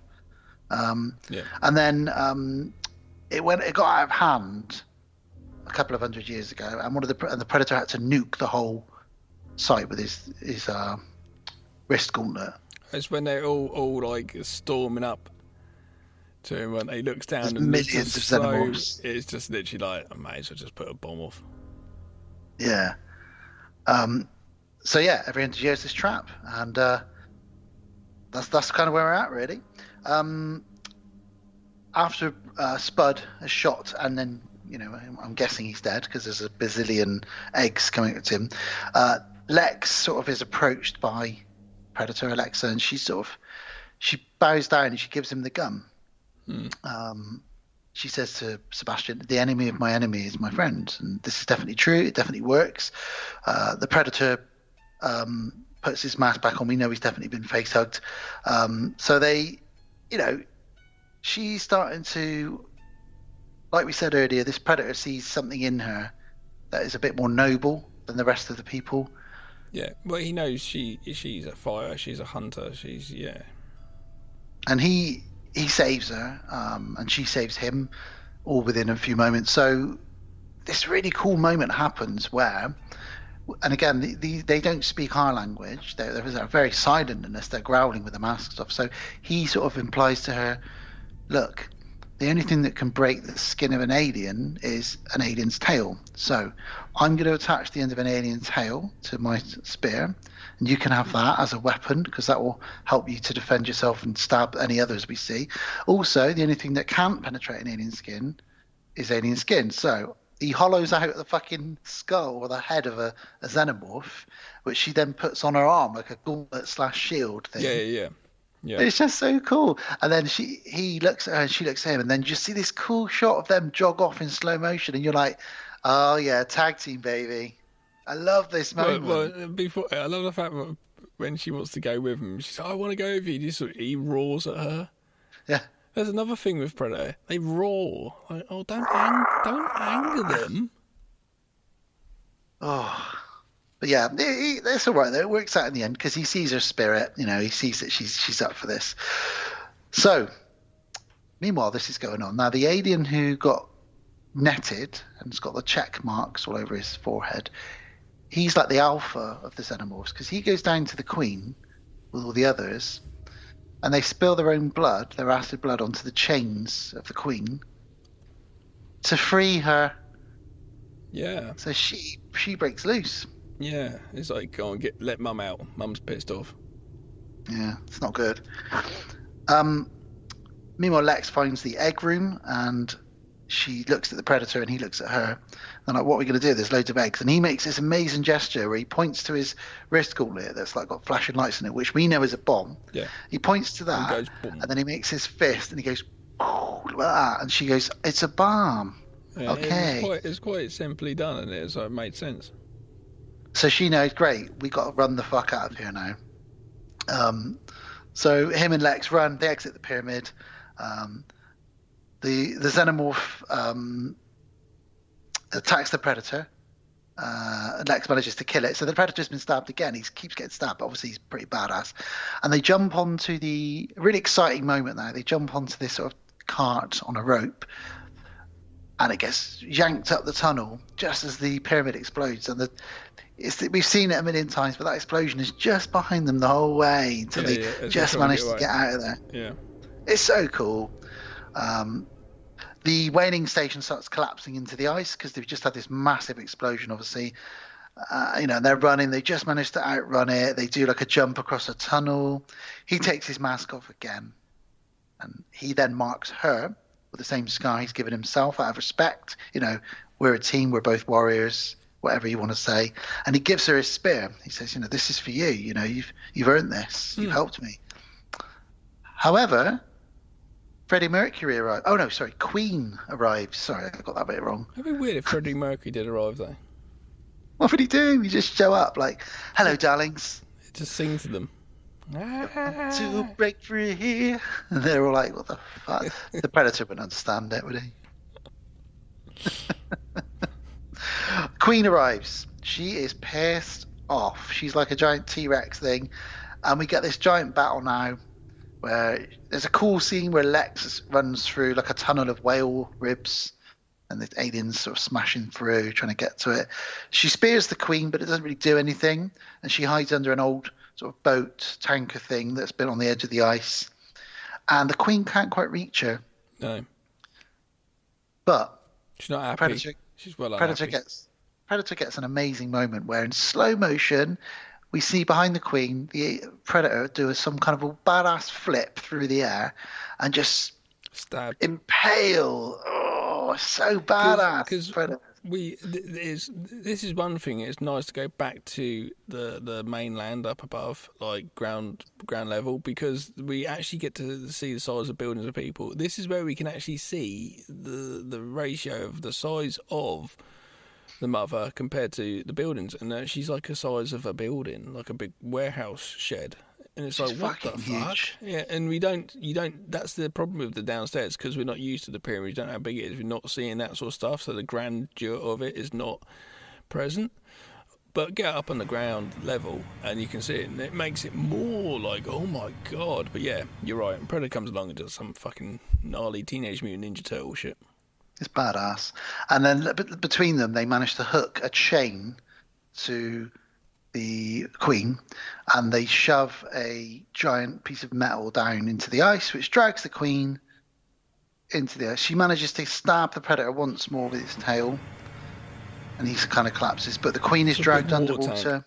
Yeah. She's dragged down, we presume, to her death. But the water. Now, unfortunately, Predator is now dying, after they form this bond. And she feels genuinely sad. She looks, she kneels down next to him and is very sad. However, all these other Predators start appearing around her, and all these ships. Yep. And they've been watching the whole thing. Yep. And they look at her. You can tell he's an older one, this guy. He's got like a really spiky-looking porcupine face, hasn't he, this one? Like a beard almost. Yeah. And he looks at her, he sees the scar, and he thinks, okay, that's the mark of this guy, so that's cool. Tell you what, have another spear. So he gives her another spear, but this is like a badass, retractable, spiky spear. How's she going to explain that one to anyone? How's she going to explain that to customs and exiles when she's flying home? Anything to declare? Just this rare, ancient Egyptian Predator spear. Yeah. Don't worry, it folds up. I can put it in overhead. Yeah, fair enough. So, yeah, they let her off. They take the Predator's body on board the ship. As I said, she's given the spear. And they take off. Now, before we get to that end credit scene, my question for you now, Gav, is, and I've written this in giant capital letters at the bottom of my notes, how the fuck does she explain to anybody what happened here? Oh, yeah, I don't even think about that. So you went on this mission, yeah, with Wayland? Yes, I did. And it was a team of about 20 of you? Yeah. Okay. Well, there's a bomb went off. There's no sign of the pyramid anymore that you mentioned you found. And as for all the aliens and creatures you reckoned you saw, come on. Well, there's going to be that tube there, and I don't know. It's a hard one to actually know what she could do. Well, it's a film. It doesn't matter. And the main thing is that we get the final scene where the Predator's dead body is lying on a table on the spaceship, and just as we're about to hit the first end credit, chestburster comes out, and it's half Predator, half alien. Yeah. It's green. It's got a mouth within a mouth, but it's also got the little mandible claws around the mouth, and it makes a little clicking sound like the Predator. And that is the end. And it's called the Predalien, apparently. The fans have named it the Predalien. And obviously that's kind of doing like, we could do a sequel in space. But no, they just made a thing for part 2, didn't they? And everyone. Let's very quickly talk about it. Yeah, well, we're never covering it. I listened to the director of photography on a podcast, being interviewed, and I was like, I wonder what he's talking about, and he's screaming. I don't know. He seemed a little bit full of himself. And I was like, I wonder what movies this guy's done. And I checked it out. And I was like, Alien vs. Predator. But, to be honest, part 2. To be honest, I'm sure, the camera setups are probably fine. The post-production, for some reason, when the film's been colour-graded, the exposure's just been pulled down to make it all darker. Now, I don't understand why. If it's trying to make it more scary or something, you don't just turn the tone down, do you? You don't make it darker. That's not how you make something scary. It's a really weird thing, to the point when I thought my movie was faulty, and I know your dad took his copy back to the shop. So we had this conversation online. So for anyone that didn't see this on Facebook, Gav thought he'd been sold a duff copy because he just couldn't really see what was happening with Alien vs. Predator Requiem. And then my mum bought it for my dad from the supermarket. He'd not seen it, and he thought, oh, brilliant, I'll settle down and watch this. Couldn't see what the fuck was going on. I said to my mum, look, I think it's broken. So my mum took it back, exchanged it for exactly the same film. He tried to watch it again. My dad, bless him, persevered. He said to me, I don't know if it's our TV. So what he did was he waited till quite late at night, shut all the curtains, and he turned up all the brightness on the TV. And he said, I still couldn't see what was going on. And there's a few people that have had this experience with this film. And the other thing is, even if you could see what was going on, it's a terrible film anyway. Considering it contains predators and aliens, it's really bad. And it's one of those films that I suspect, we've talked about this, like Hellraisers and all the later films in franchises, where there was probably a loose script floating around, and they just needed a monster in it, whether that was Jason, Freddy, Leatherface, Alien, Predator, Hellraiser, whatever it was. They were like, well, look, we've got a loose script with some loose characters, and they're all going to get killed off. So, I know, I could turn that into a Predator versus Alien film. All right, let's do that. Yeah, that'll sell. Yeah, that'd be something. I think it was actually something else. My dad's theory about why it's so dark is because the budget, and I agree with him, he reckons the budget was so low that they thought if they just dimmed it all down, you wouldn't be able to see how shit everything was, and he's probably right about that as well. I'm not sure what the reason was. It's a massive mistake with the whole darkness thing. Like I said, it's a simple thing. You literally could, when you had the master copy finished, you literally get exposure and just pull the whole thing up if you had to for the whole file. Do you know what I mean? It's such a simple. It'd take literally like that from. I don't understand. I think it's actually it just kind of.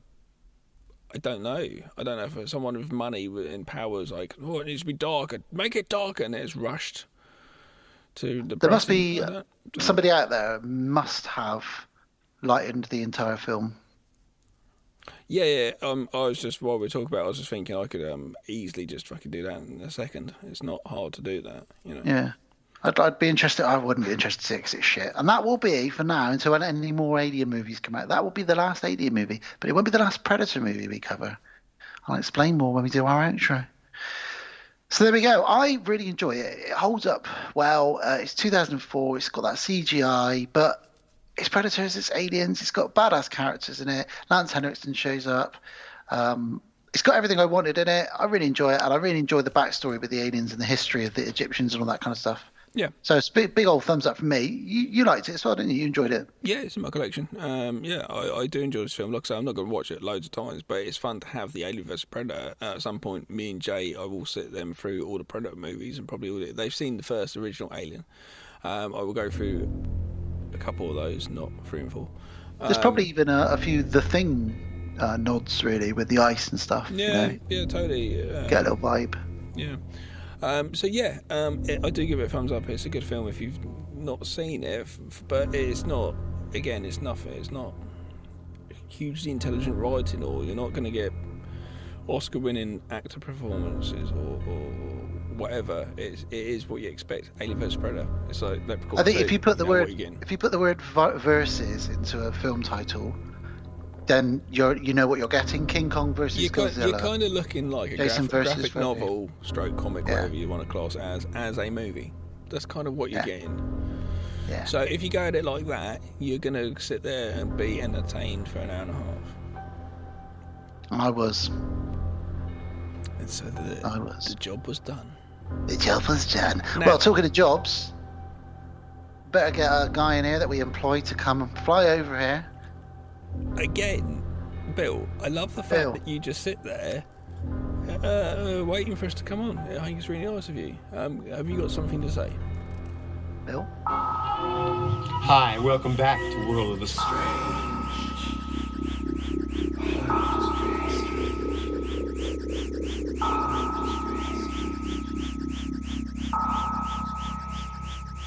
World of the Strange. Here we are, Gav. You've lit a candle for yourself here.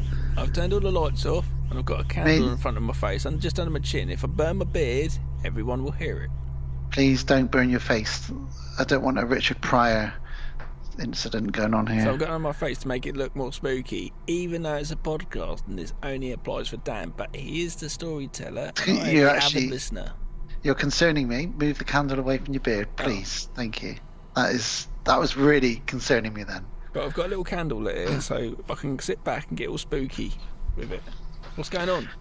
Well, funny enough, off air, just before we came back to this segment, we were just talking about my twins, and I've wanted us to discuss this topic for a while with you. It's not so supernatural. It's just a weird phenomenon, which is known generally in the movie world as the twin film or twin movie syndrome. Have you ever heard of this? Yeah, I think I have. Enlighten me, please.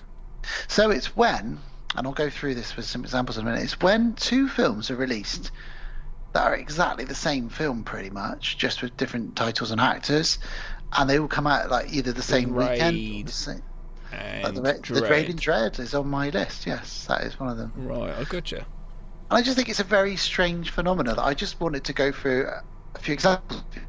The World's End and The End of the World, or whatever it's called. Exactly. Now, why are these films coming out at the same time? What is the theory? I remember that because I remember being whoever I was going to cinema with to watch them, being like, "What's going? Well, that one's coming out. I'd rather go watch that one because I like those actors rather than those actors."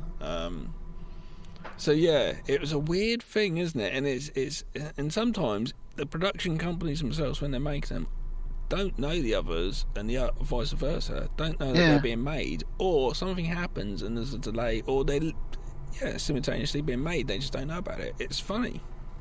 So I'll run through a couple of these in no order of release date or anything like that.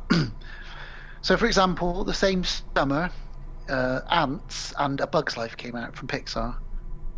So two different studios, but two animated movies about bugs and ants going on an adventure. They look like the same movie. Both came out exactly the same summer. Is that DreamWorks and Pixar? I don't know who did Ants. It might be DreamWorks actually. Yes, it is DreamWorks by the looks of it. It was normally DreamWorks and Pixar, then obviously Disney. Same thing happened in '98 when Bruce Willis saved the world with Ben Affleck from a giant meteorite in Armageddon, but also Morgan Freeman saved the world from a giant meteorite in Deep Impact. Same summer, 1998. It's weird, isn't it? Okay, go on. So another year, Robin Williams was the Bicentennial Man about an android trying to prove that he was. Came out. An AI came out the same weekend. Shit. And it's always gutted for the one which is less, because obviously one's a Steven Spielberg movie, one's not a Spielberg movie. What about the summer that Megamind came out with Will Ferrell as a cartoon bad guy? But the same year, Love the kids. Despicable Me came out and just completely destroyed it. Yeah, what year About was a villain. that? What year was that? 2010. Yeah, I saw both of them. It's nuts. They're the same film, really. Just another one that I've forgotten about is I remember watching The Truman Show, thinking I thought Woody Harrelson was in this, and that's because Ed TV came out the same year, which is all about a guy being filmed in every aspect of his life. The same year as The Truman Show. And Ed TV's not something you'd know. If you said Truman Show, you'd know what that was. Yeah. Another couple of cartoons head to head. Shark Tale and Finding Nemo came out the same summer. A Shark Tale I wouldn't think of. Finding Nemo I would think of. Yeah. What about the year that we got those two films which are identical? Friends with Benefits and No Strings Attached. About two couples who decide to start fucking. They're friends and they start to start fucking. I've not seen either. I can't give a comment on that. Yeah, I mean, one's got Justin Timberlake and Miley Kunis in it. That's the better one. The other one's got Ashton Kutcher and Natalie Portman in it. So the one I think of is Friends with Benefits because that's genuinely a funny film. I'm not gonna watch either. We also got two Penguin movies in another year. We got Happy Feet and Surf's Up. Happy Feet's the better one. It's Elijah Wood. What about the year everyone went all magical? We had Nolan's The Prestige, which came out exactly the same month as The Illusionist, starring Edward Norton and Paul Giamatti. Okay. Even as far back as the 80s, Top Gun. Iron Eagle came out the same year as Top Gun, all about a guy in a plane battling bad guys and being a cool dude with sunglasses. But no one ever really... I mean, Iron Eagle is a cult film, but no one ever talks about that. Top Gun's the one that people talk about with that one. Well, Top Gun's an A movie, really. Iron Eagle would be a B, I guess. Yeah. Even as far back as 1981, where we actually got triple bill of werewolf movies dropped that summer. What? American Werewolf in London. Oh, yeah. The Howling. Silver Bullet? No. Oh, Wolfing? Yes. Well done. Thank you. You've passed the werewolf quiz. Oh. There was that other year that we got Snow White and the Huntsman, that weird film with Thor. They filmed it down my way. I went onto the set.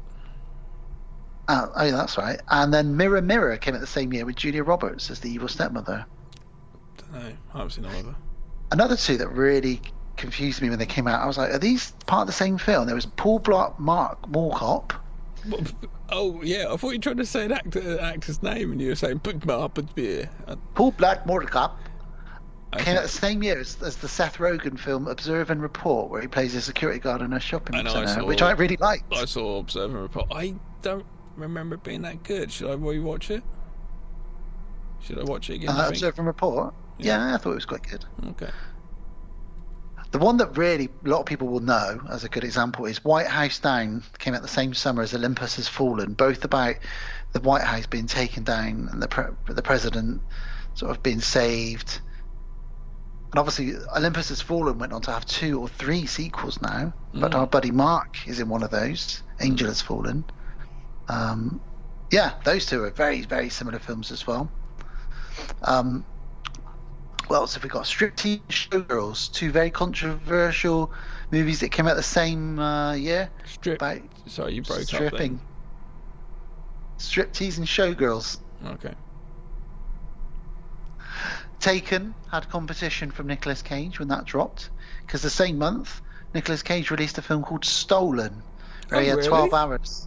He had 12 hours to get his kidnapped daughter back. Oh, I've not seen it. Have you seen it?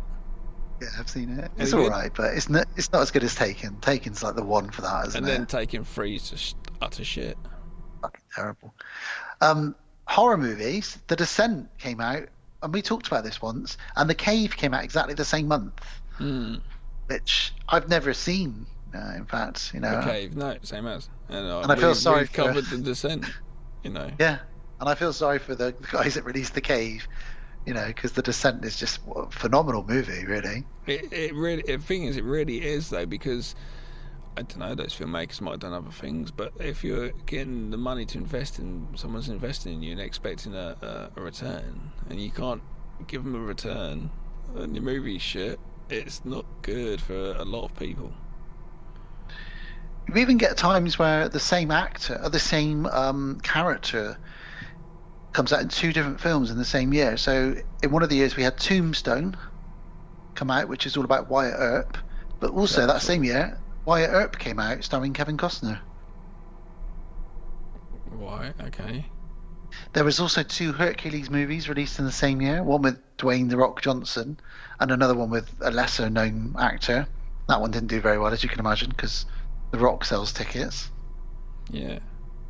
Turner and Hooch and K9 came out the same summer. I have seen both of them. Turner Hooch is better. Dogs. Jim Belushi's the K9. Yeah, that was a bit more adult, that one, isn't it, K9? Turner and Hooch is more fun. Yeah, I probably need to watch K9. I would watch K9 again. I don't mind Jim Belushi. I enjoyed watching him again recently in Red Heat. So... Yeah, K9 2 and 3 it came out as well, but James Belushi in Red Heat is so fucking funny. It's good. Him and so foul-mouthed. But they actually really like each other off the bat in that movie. It's funny. I like it at the end, giving the watches to each other. It's quite sweet. And then he gives his watch over and says, "This is a piece of shit." And he's looking over his watch, going, "I want my watch back." That's funny. Pierce Brosnan had a little volcano adventure with Linda Hamilton in Dante's Peak. Ooh, but unfortunately, Dante's Peak, Tommy Lee Jones destroyed the box office with Volcano. I've seen Dante's Peak of it. I don't think I've seen Volcano. Have you seen Volcano? Yeah, it's about a volcano just going off in the middle of LA. Like, why didn't we know that there was a volcano underneath the city? What's he doing? He's just running around trying to stop it. He doesn't seem the sort of person that's going to be a Bruce Willis type.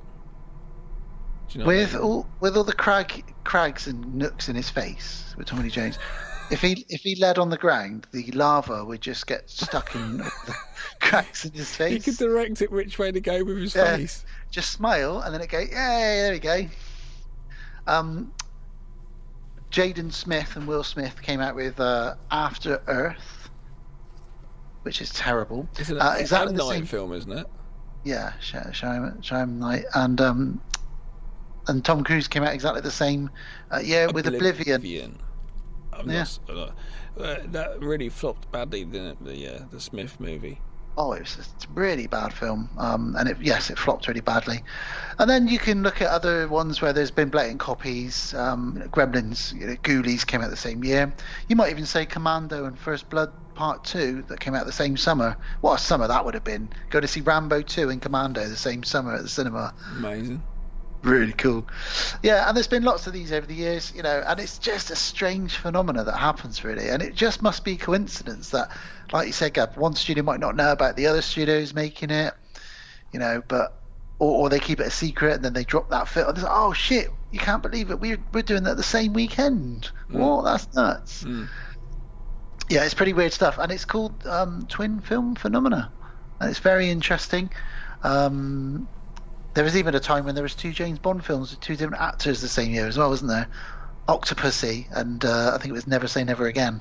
Which is such a bizarre thing, but yeah, and it was like a different company which wasn't a Broccoli family managed to just, for some reason, they had the rights of a book or something and just made it. It's really bizarre. And you mentioned, The End of the World and The World's End. Even those 2 titles are so similar. It must be so annoying when Simon Pegg and Nick Frost are like, great, a new film's coming out. What do you mean Seth Rogen's got a film coming out called, The End of the World? This is, what the fuck? And I get those 2 titles mixed up all the time. I can never know which one. So it's the end movie with Pegg or Rogen, really. At the end of the day, I'd rather watch the Rogen one. Yeah, there's a ton of these. It's really crazy. There was 2 Steve Jobs movies came out the same year as well. Which is really weird. I've gone over the main ones really, but yeah, there's a ton of these. It's just very strange. It's just the way it is. Part of it, I guess, is the trend. Of what's popular. I guess another thing to think about is potentially. Oh, funny enough, Freddy vs. Jason and Alien vs. Predator came out within 6 months of each other. So that's funny. We were talking about that. I guess it's it might be that someone starts working on a script. And then for whatever reason, that script splits, somebody else starts working on it, and then they work on, and it turns into 2 different stories, which become 2 different, bits of material, and then 2 different films. It could be that. I don't know. It's a weird phenomenon that's always fascinated me. And I thought, because it's got twins, that'd be a bit self-indulgent, but I thought we could talk about that. Oh, another one. Phone Booth with Colin Farrell, who we talked about earlier. Good film. And Liberty Stands Still, about a person trapped in a phone booth. Never heard of it. With the sniper. And it's exactly the same film, same year. Oh, weird. So weird. So weird. But there we go. Anything to say on twin film phenomena? Well, I like, it could just be coincidence, but then you think maybe like someone got wind of Gremlins being made, who was a filmmaker around the time, so let's get Ghoulies going. But let's get Ghoulies going. Oh, what about The Matrix and Dark City? They're both set in a world where reality is an illusion. You want to talk about that? Yeah. Well, no, it's let's make the world of Strange a bit even more stranger. It's not. It's a weird one. If you really sit and think about existence, I'm not going to start getting fucking. Please do. No, I'm not. If you really think about existence and everything, and actually everything is shit. Everything. No offense to everybody and everything, but it's all shit really when it comes down to it. And like the grand scheme of everything, it's like, whoa, it's pretty crazy out there. See, this sounds like I'm going off one. But what I'm getting at is recently, Elon Musk is very much a pro activator in this, as in the world is pretty much a simulation. It could be. This whole thing is a simulation, but then it goes into, then you got to go into a whole thing. It's like, well, who's it a simulation? Where did it start from? Or was it a case of, I was thinking about this earlier, was it a case of they did literally drop a man and a woman on a field, and then they do, come on, let's see what happens. Do you know what I mean? It's like it's a whole thing. Like even the universe and the moon and all that stuff is a simulation. Like everything we know is like, you know. And it's like, this has come up a few times. Has it?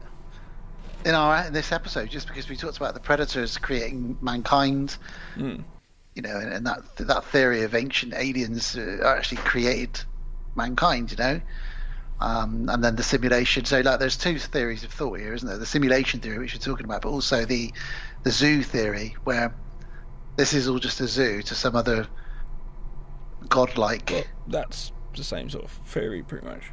Yeah, it's an experiment of what are we doing?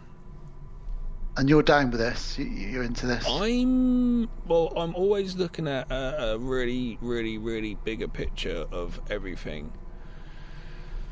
And I'm not totally like, that's absolutely ridiculous. I'm like, okay, because it's funny when people then take very full-on drugs, DMT and that sort of stuff, and they go to this other place, it's quite possible that those drugs are just popping us back out to like what is actually happening for a moment. Then we're going back into the simulation. They're like, oh, for fuck's sake. When I watched The Matrix for the first time, 1999 when that came out, so I was quite young, I was like 21 or something. I remember thinking, shit, what if that is true, and I just won't ever know that this is all just nonsense, and I'm just living out some simulation, and I'm actually a battery for, you know. That freaked me out a little bit, The Matrix, which is why I really hold the first Matrix movie in such high regard, because it really affected me for a while. I saw it about 2 or 3 times in the cinema back then, and I was like, I was so into that film. Yeah. Something about that. Oh, it's terrifying, really, isn't it? Yeah, but there's another thing though, not to be a bit scary. No, I'm trying to find what scientists. Some scientists have. Well, sometimes they're sort of saying that stipulating is 50% chance it is a simulation. But then I'm just saying that, and it's like, what scientist, what website? You know, I can't just be throwing that shit like that out there. And that's. Well, while you're doing that, I've just thought of another one, another twin film phenomena. I can't believe this same year, Saving Private Ryan and The Thin Red Line came out, both with like huge ensemble casts. 2 World War movies about trying to save a soldier. It's crazy. What film, sorry? I just blown away by Saving Private Ryan. I've still not seen it. I was discussing this last night with someone. Thin Red Line. You haven't seen Saving Private Ryan? And yeah, I know. It's because I don't know. I think it's going to be too traumatic and too actually full on. It's really not. It's actually quite uplifting once you get through the first scene. Yeah. Okay. Braveheart and Rob Roy came out the same year. There's so many of these. So many of them. Anyway. What are you saying about this simulation then? Have you got any more to add to it? Not really. Scientists and philosophers meet at the bleeding edge of simulation theory because the question is so big. Many experts approach it from different angles. It was if real life in 2020, so this is dated from last year, seems just too much. Take comfort in some breaking news. Scientists say odds are even that we're living in a simulation. Well, what I would say, simulation theory, dear sweet, beautiful listeners, is firstly, if you can think of any other twin films that were released sort of in the same year that I haven't mentioned, chuck those into the Facebook page or email us or message us. We'll post something up for you if you're not online, because there's probably so many more out there. But secondly, if you're into this simulation theory that Gav's talking about, let us know your thoughts. I'd like to know if you guys think this is all some game and the aliens are just playing with us. I haven't contemplated it for much of a time. I've only just thrown it into my mind the other day, so I'm going to sit and dwell on it for a while. Oh shit, you're going to start meditating in your egg chamber, aren't you? Fucking what, an egg chamber? Sarah, Christmas present, egg chamber. Fucking egg chamber. Give me one now. Well, Bill is tapping his watch at us. I know. Sorry, Bill. And I appreciate that. Sorry, Bill. But it's all right, because he's going to pour us a quick whiskey before we get. He always does. He always brings that bottle of whiskey over with him, which is so lovely of him. Thanks. You're such a cutie. He's winking at me, Gav. I know, blue kiss too. He's horrible. Right, let's get out of here, Bill. Let's get out of here. Come on, Bill. Thank you. That's all the time we've got for this week on World of Strange. Next week, though, Gimme Ira. Hairless pets. Weird. And we're back for the outro to episode 111. We're just talking about DMX then, rest in peace to the big dog. And Prince Philip, probably should mention that as well. Yeah, Prince Philip. And talking about doing crack while having some cheese and crackers, while cracking one out with a crack in your back, maybe. No, there was another crack in there. The Kraken. Drinking Kraken rum. In the bath with the actual Kraken monster, smoking crack. Drinking Kraken rum. Eating cheese crackers. Cracking one out. Cracking one out. That means wanking. Now, that was a fantastic episode. Episode 111, episode 111. I had a lot of fun. I love our annual Easter episodes. They're extremely exciting to me. A couple of things that we want to mention. Firstly, again, t-shirts. They are on sale. There's only a few left in certain sizes, so jump on there. Roll up, go get your t-shirts. Come on, love, take credit for your t-shirt. Come on, I'll tell you what, I'll do you 2 for 20. Come on. 1 for a tenner or 2 for 20. Fucking hell. Yes, grey, baby blue or blue and white. Go to deadboltfilms.com. Go to merch. There's a couple of sexy models on there modelling those t-shirts as well. There is, isn't there? Yeah, and get one. Represent the show. Oh yeah. Other things to mention, talking of Deadbolt Films, Abyssal Albion Part 2, the comic, the sequel to the original comic, Deadbolt's comic. Yeah. Go fund it, get some rewards, crowdfunding. You can find out more about that on deadboltfilms.com, or you can just search Abyssal Albion 2, or you can go on our Facebook page. There's just loads of ways to find it. If you can't find it, message me or Gav. We'll point you in the right direction. But support that. It's a Deadbolt Films comic. It's sick. Issue 2. First one's got really good reviews. Tom's super happy with it. Yeah, it's awesome, man. It's awesome.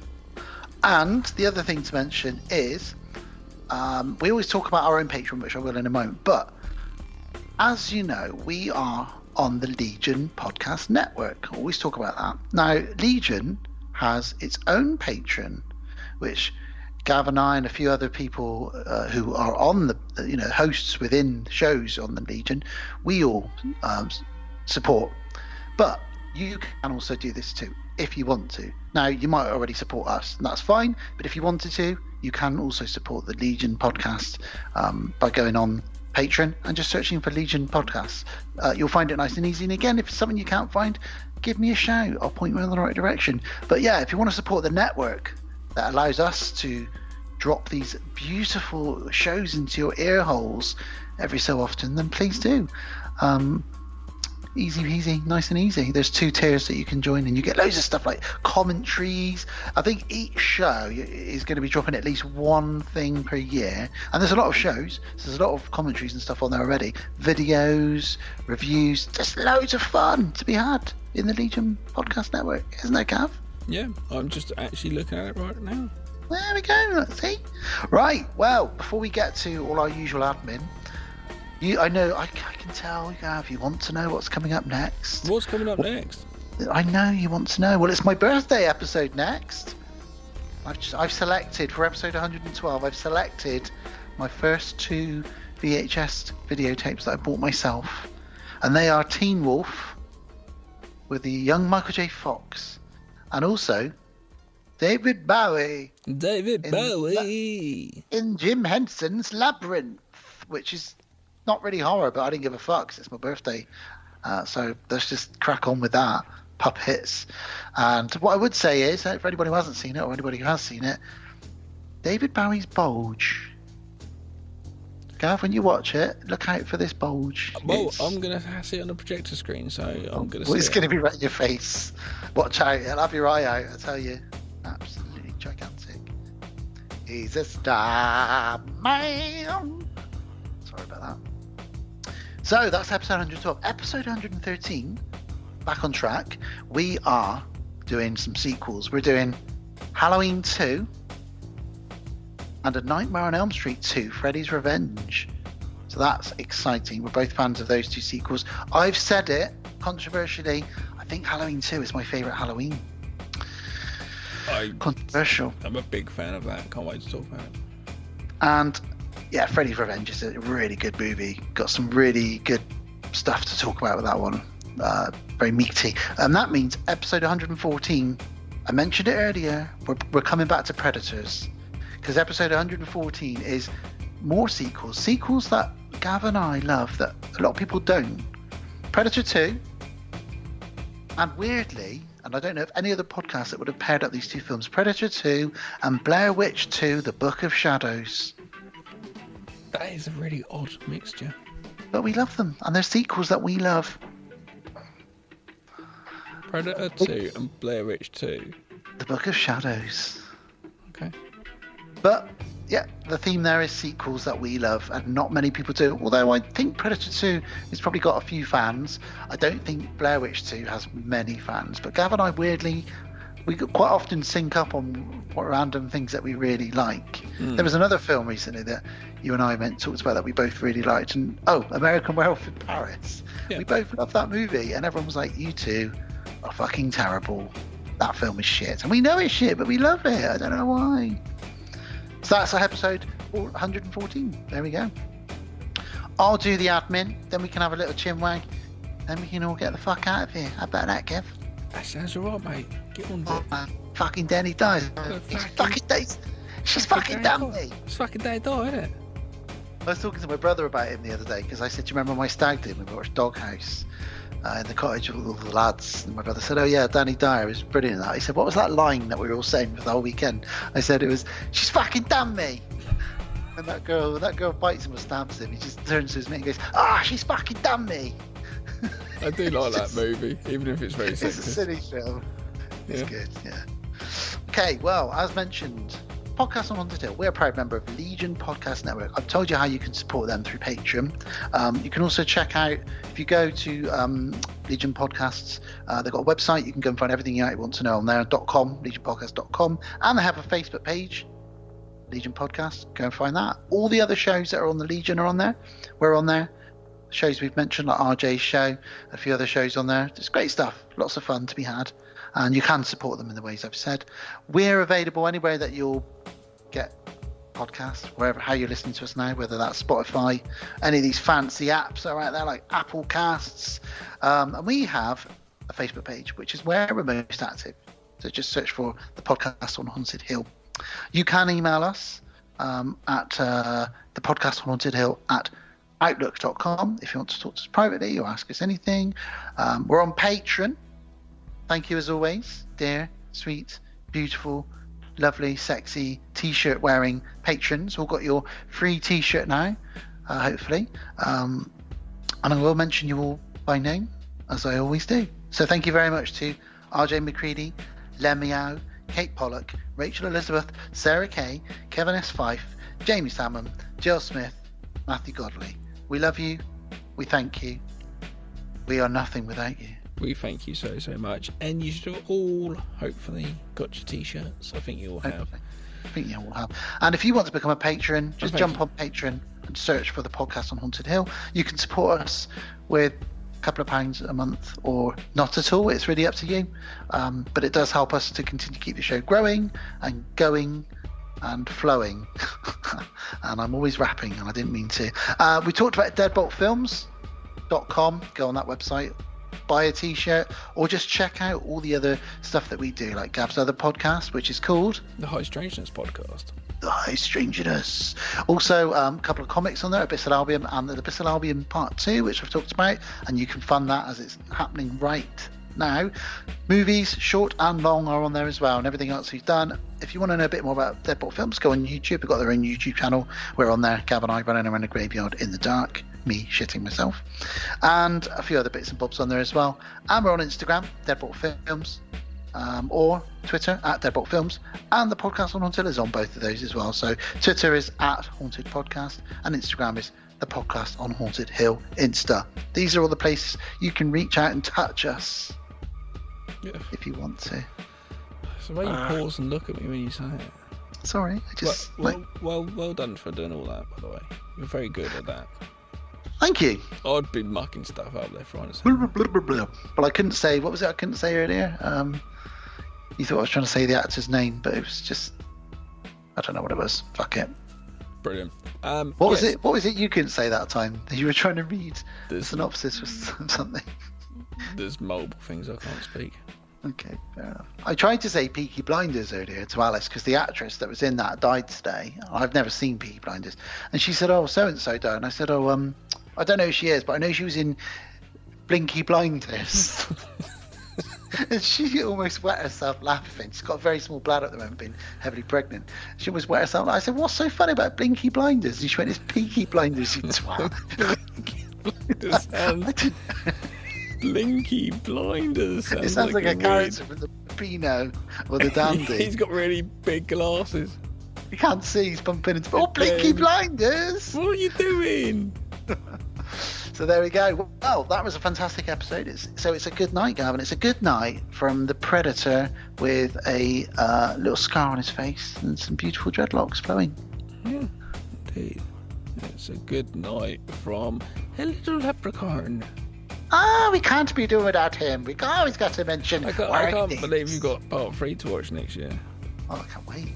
Part 3. What could happen in that one? Go on. Well, I was just gonna say. So you had a nice evening. I know you were doing the outro just that last little bit, but you had a good fun on the episode. You enjoyed it. I did. I really did. Yeah, I loved it. Had a couple of beers. Had some ice cream in the break. Good. Which is great. It's always lovely to have some beers and ice cream. You think I'm wild when I do that, don't you? Crazy. Nowadays, because I don't drink, I think you're super wild. Wild, mate. Super 2 freak. beers I've had. Rick Look James was just singing about you in the future. Super freak! Super freak! He's super freak. It's a good night from Rick James. It's a good night from fucking Rick James. And it's a good night from Prince Philip. Cocaine's one hell of a drug. Not Rick James, not Prince Philip. Prince Philip never touched the stuff. I hope. And finally, it's a good night. I'll leave you with this vision of Tommy Lee Jones stopping the lava flow of his face by lying down and letting the lava flow through all the crags. He's got this real craggy face, hasn't he, Tommy Lee Jones? The older he gets, the craggier it gets. It is something. It's so craggy. Yep. Yeah. That should be the ending. That's the end of the image. Good night, everyone. Good Take night. care. Stay safe. Brilliant. Thank you for listening to the podcast on Haunted Hill. We will be back again real soon.